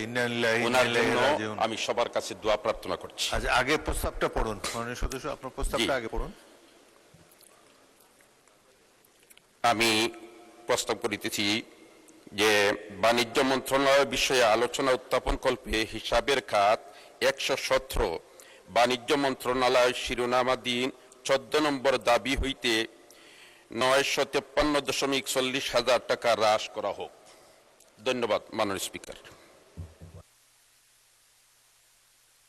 আপনি 3 মিনিট বলতে পারেন প্রস্তাবের পক্ষে। জি মাননীয় স্পিকার, আসলে ব্যবসা বাণিজ্যের মাধ্যমে আমাদের অর্থনৈতিক চালিকা শক্তি মজবুত হয়। আমাদের দেশের রেমিটেন্স যোদ্ধা যারা আছে, বিদেশে যারা অবস্থান করে, তারা বিভিন্ন সমস্যায় জর্জরিত। একজনের যদি ভিসার মেয়াদ শেষ হয়ে যায়, তাহলে তার পাসপোর্ট রিনিউ করার জন্য যখন তারা অফিসে দৌড়াদৌড়ি করে, তাদেরকে পূর্ণ সহযোগিতা করা হয় না। এজন্য এই রেমিটেন্স যোদ্ধারা বড় সমস্যার মধ্যে আছে। এই সমস্যার থেকে তাদেরকে মুক্তি দেওয়ার জরুরি পদক্ষেপ নেওয়া একান্ত প্রয়োজন। সাথে সাথে বিদেশে যে সমস্ত আমাদের ভাইয়েরা মৃত্যুবরণ করে, তাদেরকে রাষ্ট্রীয় মর্যাদায় বা রাষ্ট্রীয় করেছে, তাদেরকে দেশে আনার ব্যবস্থা করা হোক। সাথে সাথে এই বিদেশিরা হাজার হাজার কিলোমিটার দূরে বাংলাদেশ থেকে অবস্থান করে, মাতা পিতা ছেড়ে, কিন্তু নারীর টানে তারা এলাকার কথা বলতে পারে না। 1 বছর 2 বছর 5 বছর পরে যখন তারা দেশে আসে, দেশে আসার সময় বিমানবন্দরে তাদের সাথে যে সৌজন্যমূলক আচরণ করা হয়, এটা কিন্তু মাননীয় স্পিকার মানানসই নয়। অতএব তাদেরকে আমরা সম্মানের সাথে কিভাবে ব্যবহার করতে পারি, এরকম ব্যবস্থা নেওয়া হোক। ধন্যবাদ মাননীয় স্পিকার।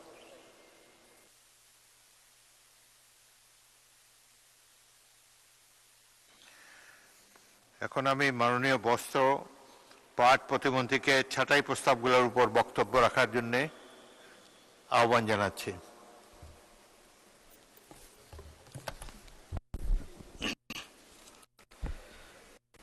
মাননীয় স্পিকার, আপনাকে ধন্যবাদ। বাণিজ্য মন্ত্রী জনাব আব্দুল মুক্তাদির মাননীয় বাণিজ্য মন্ত্রী মহোদয় প্রস্তাব যে করেছেন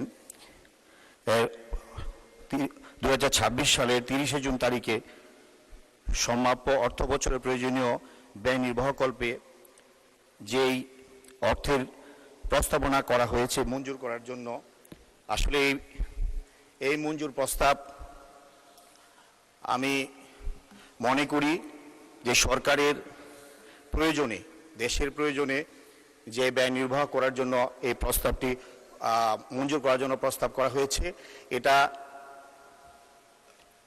বাণিজ্য মন্ত্রণালয়ের প্রয়োজনে এই খরচগুলো ইতিমধ্যেই সমাপ্ত হয়েছে।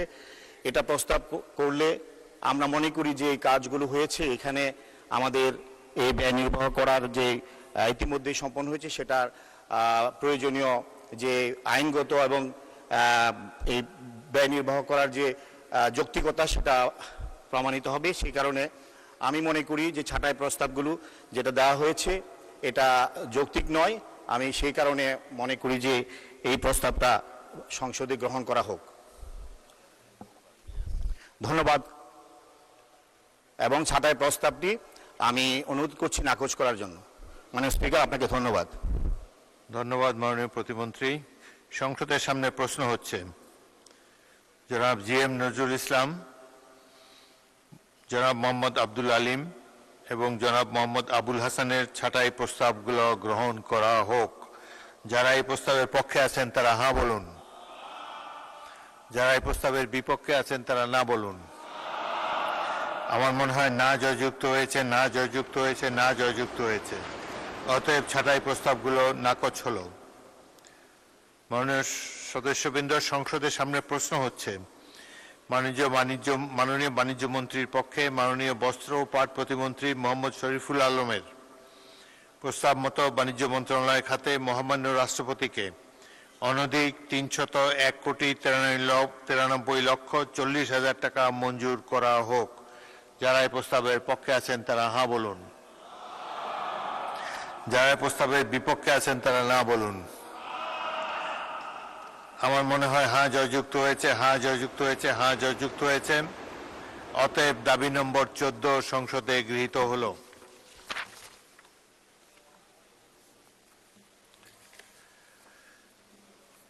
মাননীয় সদস্যবৃন্দ, এখন আমি দাবি নম্বর 15 পররাষ্ট্র মন্ত্রণালয় সম্পর্কিত দাবি নম্বর 15 উত্থাপনের জন্য মাননীয় পররাষ্ট্রমন্ত্রী ডক্টর খলিলুর রহমানকে আহ্বান জানাচ্ছি। মাননীয় স্পিকার, আপনাকে ধন্যবাদ। আমি ডক্টর খলিলুর রহমান, পররাষ্ট্রমন্ত্রী, এই মহান সংসদে প্রস্তাব করছি যে পররাষ্ট্র মন্ত্রণালয়ের খাতে 2026 সালের 30 জুন সমাপ্য অর্থ বৎসরের প্রয়োজনীয় উন্নয়ন ব্যয় নির্বাহকল্পে মহামান্য রাষ্ট্রপতিকে অনধিক 59,97,92,000 টাকা মঞ্জুর করা হোক। আপনাকে অসংখ্য ধন্যবাদ মাননীয় স্পিকার। মাননীয় সদস্যবৃন্দ, যেহেতু এ দাবির উপর আলোচনা না করার ব্যাপারে নোটিশদাতা মাননীয় সদস্যগণ সম্মত হয়েছেন, সুতরাং এটি সরাসরি ভোটে দিচ্ছি। সংসদের সামনে প্রশ্ন হচ্ছে মাননীয় পররাষ্ট্রমন্ত্রী ডক্টর খলিলুর রহমানের প্রস্তাব মতো পররাষ্ট্র মন্ত্রণালয় খাতে মহামান্য রাষ্ট্রপতিকে অনধিক 59,97,92,000 টাকা মঞ্জুর করা হোক। যারা এই প্রস্তাবের পক্ষে আছেন তারা হ্যাঁ বলুন, যারা এই প্রস্তাবের বিপক্ষে আছেন তারা না বলুন। আমার মনে হয় হ্যাঁ জয়যুক্ত হয়েছে, হ্যাঁ জয়যুক্ত হয়েছে, হ্যাঁ জয়যুক্ত হয়েছে। অতএব দাবি নম্বর 15 সংসদে গৃহীত হলো।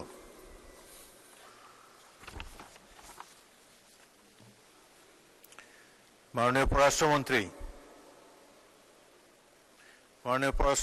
সাধারণ পরিষদের সভাপতি পদে নির্বাচিত হওয়ার জন্য আপনাকে অভিনন্দন জানাচ্ছি।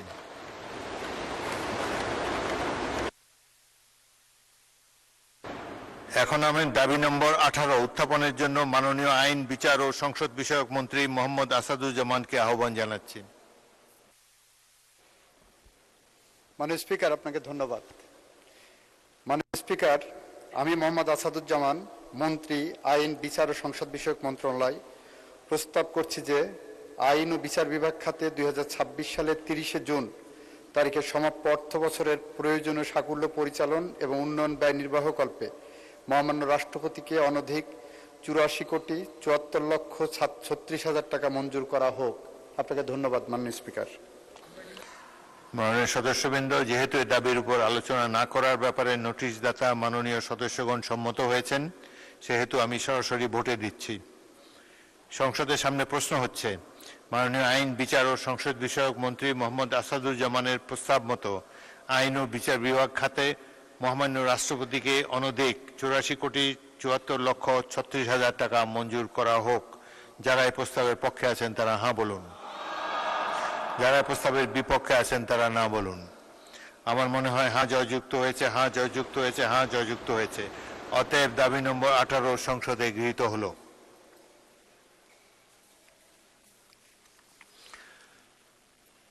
এখন আমি দাবি নম্বর 20 উত্থাপনের জন্য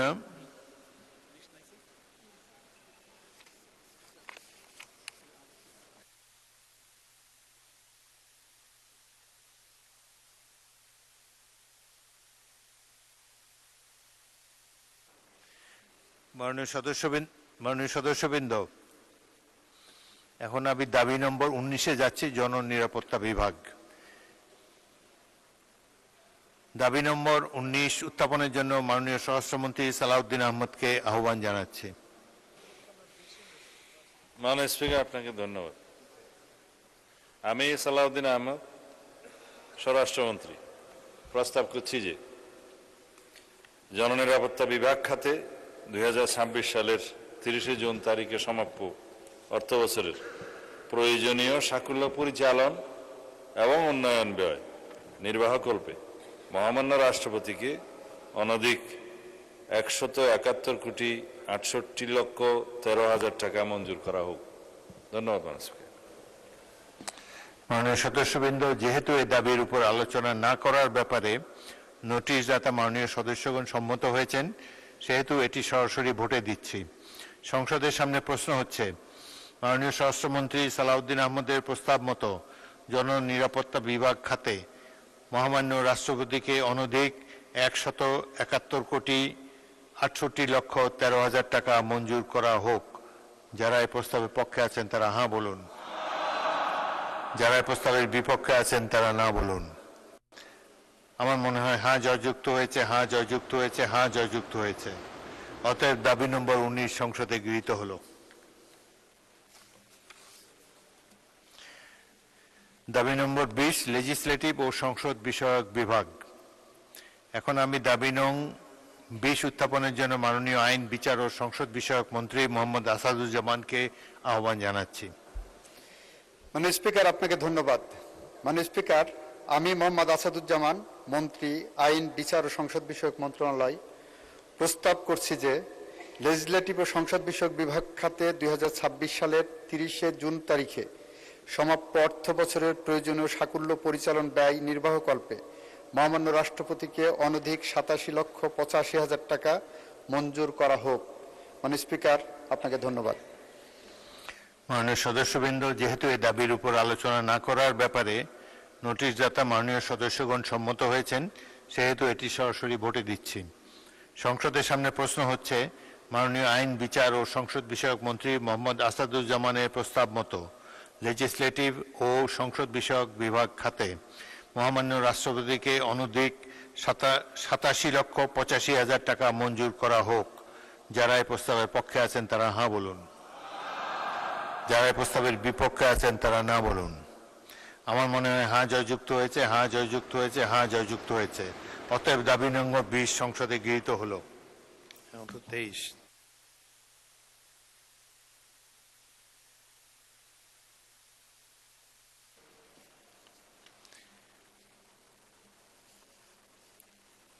মাননীয় সদস্যবৃন্দ, এখন আমি দাবি নম্বর 23 বিজ্ঞান ও প্রযুক্তি মন্ত্রণালয় উত্থাপনের জন্য মাননীয় বিজ্ঞান ও প্রযুক্তি মন্ত্রী জনাব ফকির মাহবুব আনামকে আহ্বান জানাচ্ছি।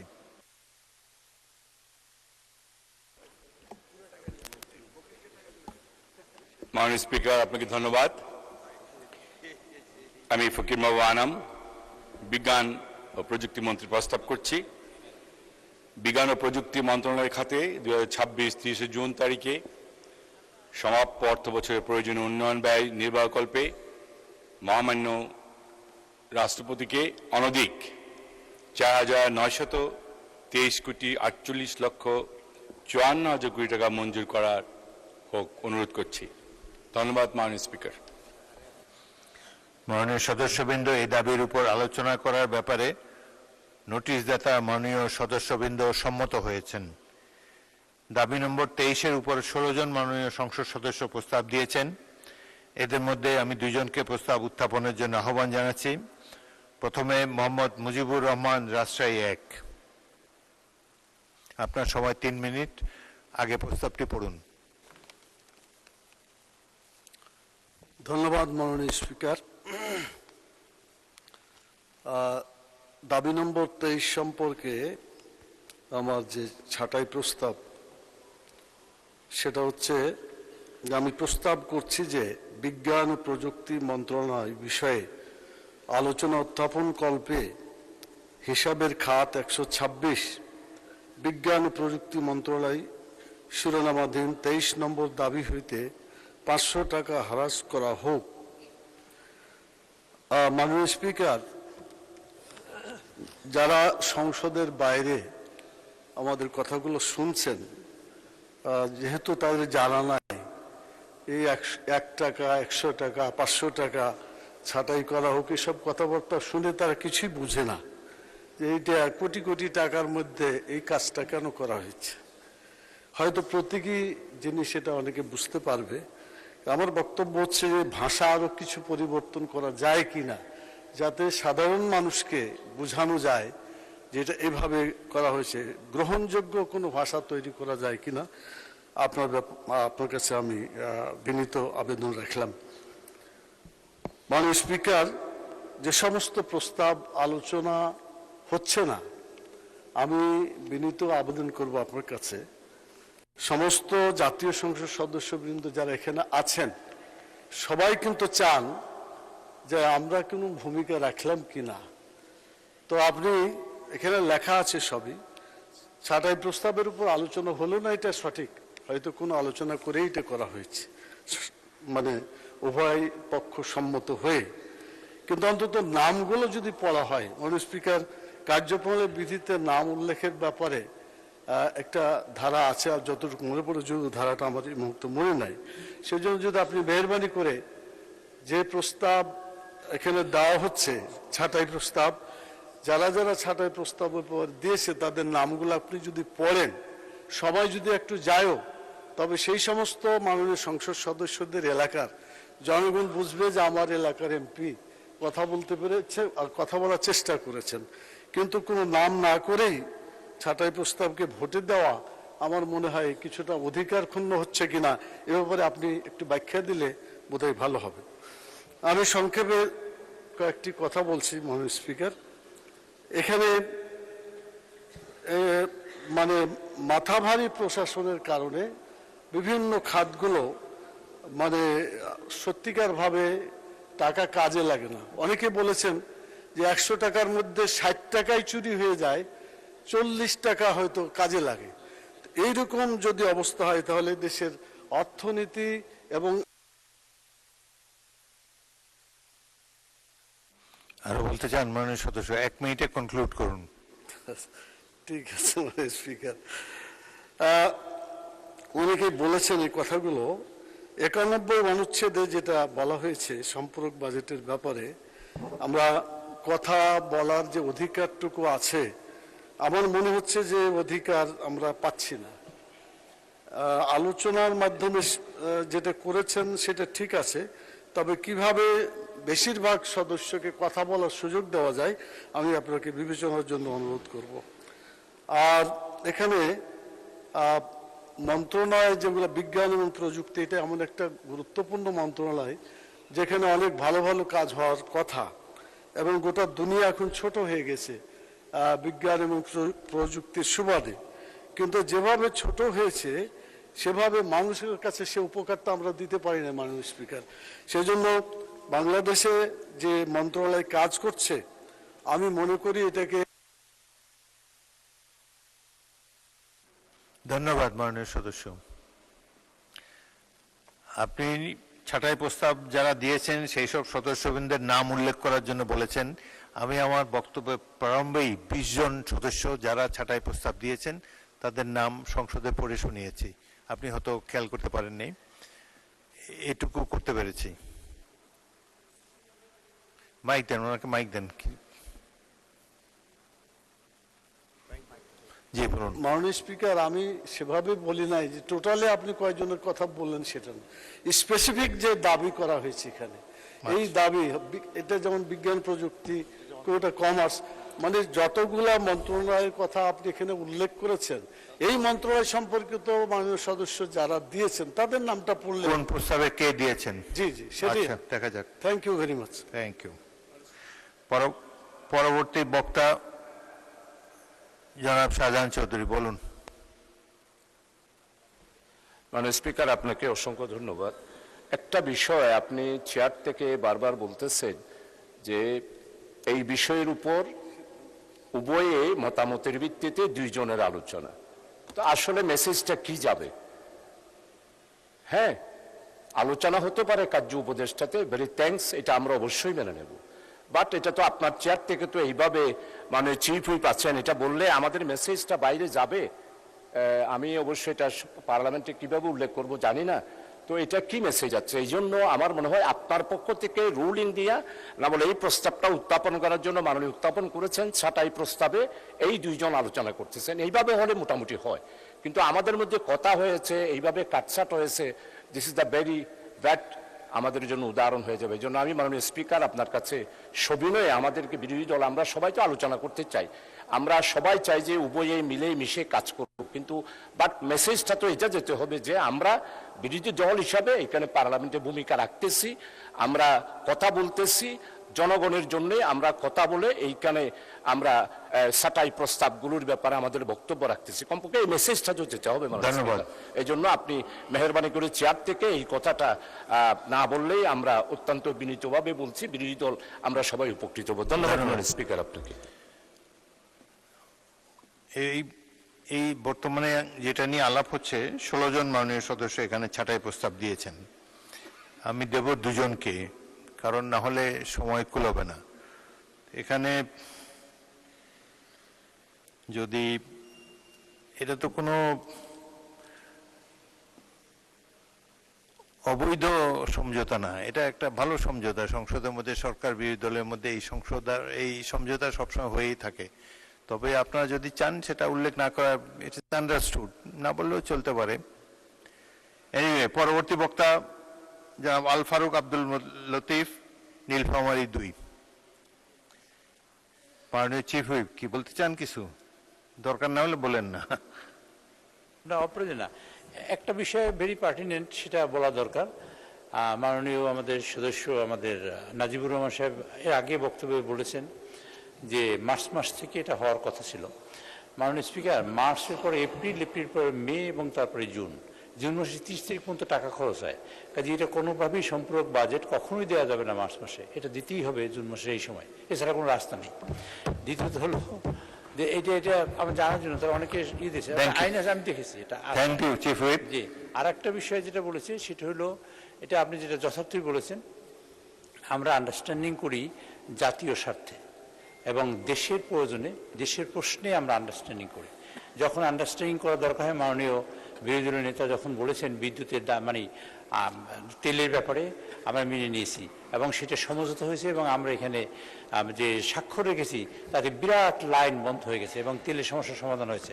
আমরা কেউ প্লট নিয়ে একত্র এই সিদ্ধান্ত নিয়েছি, আমরা কেউ ট্যাক্স ফ্রি গাড়ি নিয়ে একত্র এই সিদ্ধান্ত নিয়েছি। কাজে আমরা জাতীয় স্বার্থে যদি একত্রিত হই, মানে এটা দোষের কিছু নয়। এবং আমি বলি, এটা যদি জাতি জানে, জাতি খুশি হবে, জাতি খুশি হবে, দুঃখ পাওয়ার চেয়ে।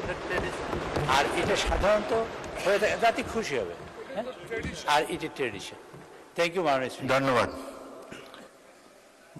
মাননীয় সদস্য শাহজাহান চৌধুরী। এইভাবেই কিন্তু সংসদের অতীতে এটাই রেওয়াজ, এইভাবেই চলে। সকল সদস্যকে তো সময় দেওয়া যায় না, দিলে এই বাজেট সেশন কয়েক মাস লাগবে। জনাব নাজিবুর রহমান। আপনি জবাব দিয়েছেন মাননীয় চিফ হুইপ, সে বিষয়ে একটু বলতে চাই। আমাদের যে পার্লামেন্টারি সিস্টেমে আমাদের দেশ রান হচ্ছে, এটা কিন্তু এক্সিকিউটিভ সিস্টেম না। সেখানে উচিত ছিল পার্লামেন্টের অনুমোদন নিয়ে অর্থ ব্যয় করা, সেটা না করে ঘোড়ার আগে গাড়ি জুড়ে দেওয়ার মতো খরচ করে পার্লামেন্টের কাছে আসা হয়েছে অনুমোদন চাওয়ার জন্য। এক্ষেত্রে পার্লামেন্ট রবার স্ট্যাম্প ছাড়া অন্য কোনো ভূমিকা পালন করতে পারছে না। সেজন্য একটা স্পেসিফিক আইন হয়েছিল, সেই আইনটা সরকারি অর্থ এবং বাজেট ব্যবস্থাপনা আইন 2009। সেখানে 12 নম্বর অনুচ্ছেদে স্পেসিফিক্যালি বলা হয়েছে যথাসম্ভব মার্চ মাসের মধ্যে সম্পূরক বাজেট দিতে হবে। স্পিরিট অফ দ্য ল বলছে আগে সংসদের অনুমোদন নিয়ে তারপরে খরচ করতে হবে। কেন যথাসম্ভব সম্ভব হয়নি সেটার কিন্তু কোনো ব্যাখ্যা সম্পূরক বাজেটের কোনো জায়গায় সরকার বলেনি। এক্ষেত্রে আইনের ব্যত্যয় হয়েছে। সেজন্য আমার কথা হলো, আইনের যে ফোকটটা আছে এটা বন্ধ করার জন্য যথাসম্ভব শব্দটাও উঠিয়ে দেওয়া উচিত। এখান থেকে আমরা একটা বেসরকারি বিল আনবো।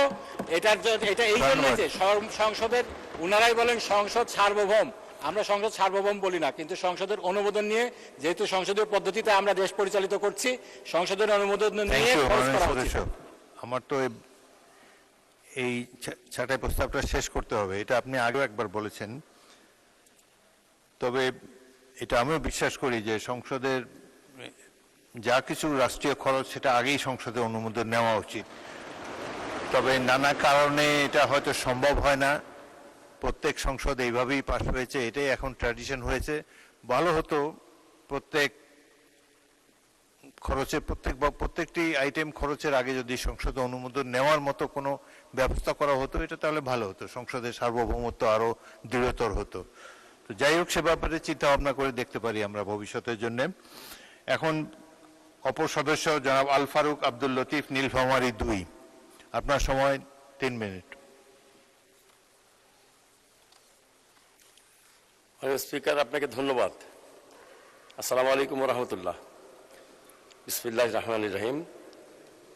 আমার ছাঁটাই প্রস্তাব সরাসরি সেটা হচ্ছে যে 126 বিজ্ঞান ও প্রযুক্তি মন্ত্রণালয় এই শিরোনামাধীন 23 নম্বর দাবি থেকে প্রতীকী 400 টাকা হ্রাস করা হোক। আমার বক্তব্য হচ্ছে যে এই বিজ্ঞান ও প্রযুক্তি মন্ত্রণালয়ের অধীনে বেশ কিছু কাজ হয়ে থাকে।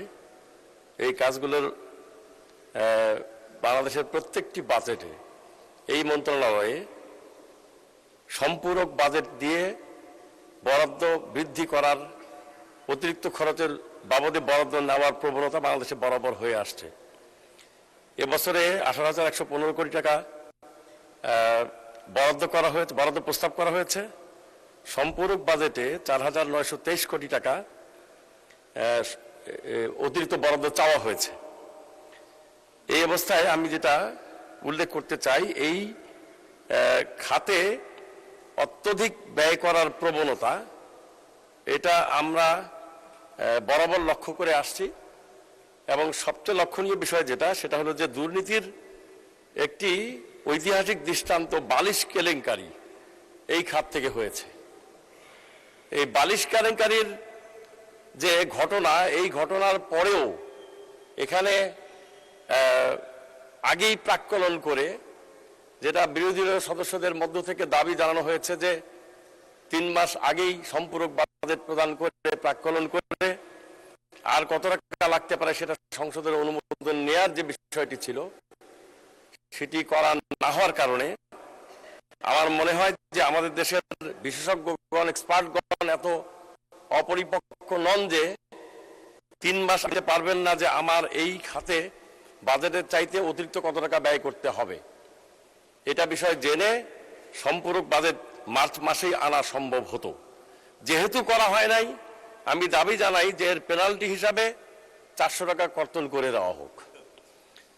মাননীয় স্পিকার, অতিরিক্ত ব্যয়ের ক্ষেত্রে এই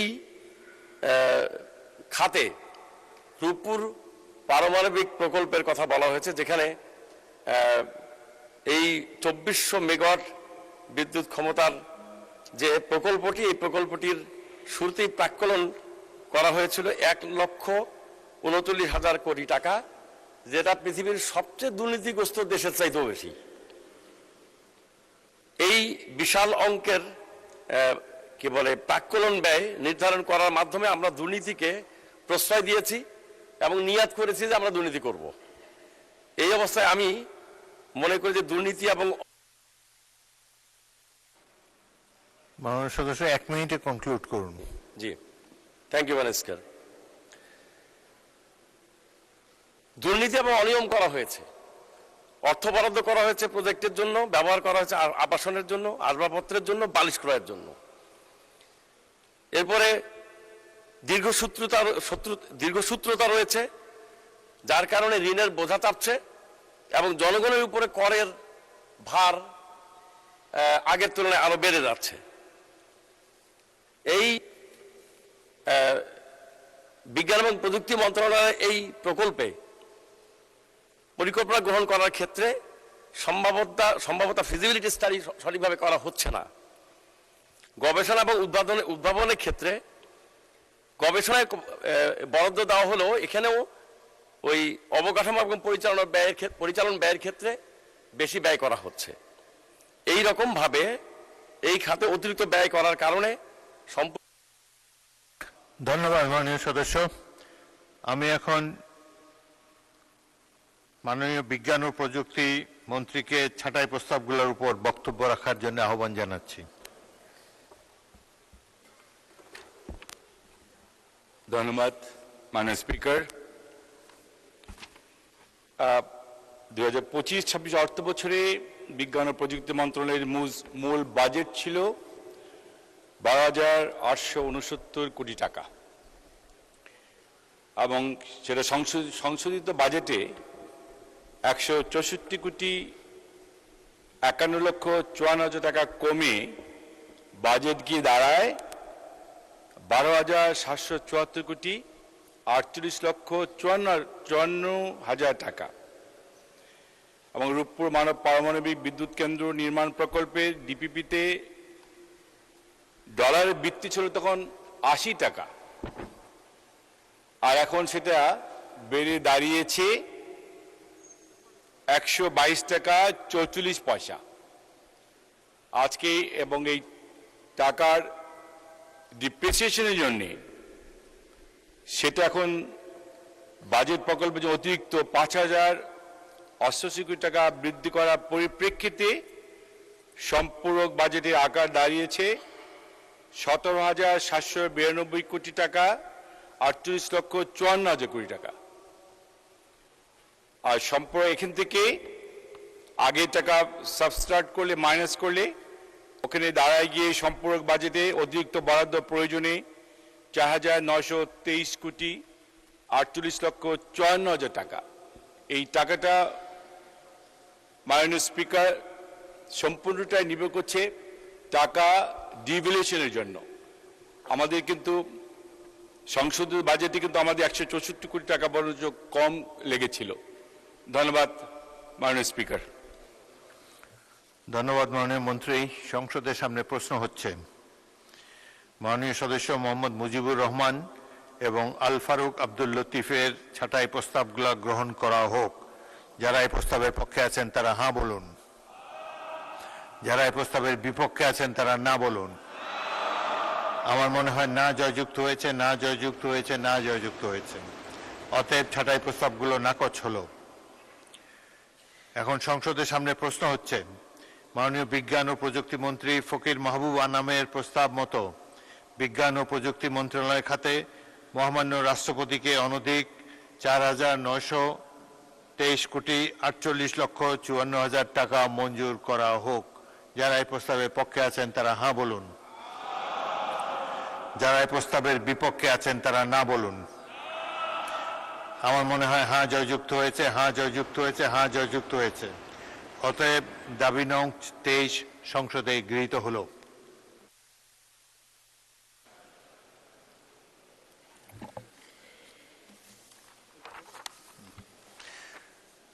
মাননীয় সদস্যবৃন্দ, 2015 সালের আজকের দিনে 3 মাস 17 দিন গুমের শিকার হওয়ার পর গোপন বন্দিশালা আয়নাঘর থেকে মুক্ত জীবনে ফিরে এসেছেন মাদারীপুর 3 আসনের মাননীয় সংসদ সদস্য জনাব আনিসুর রহমান।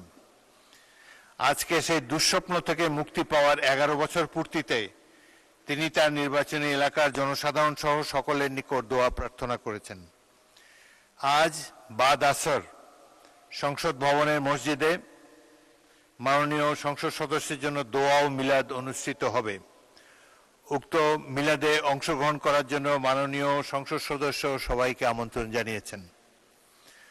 এখন আমি সংসদের বৈঠক আসর নামাজের জন্য 30 মিনিটের বিরতি দিচ্ছি। সবাইকে ধন্যবাদ।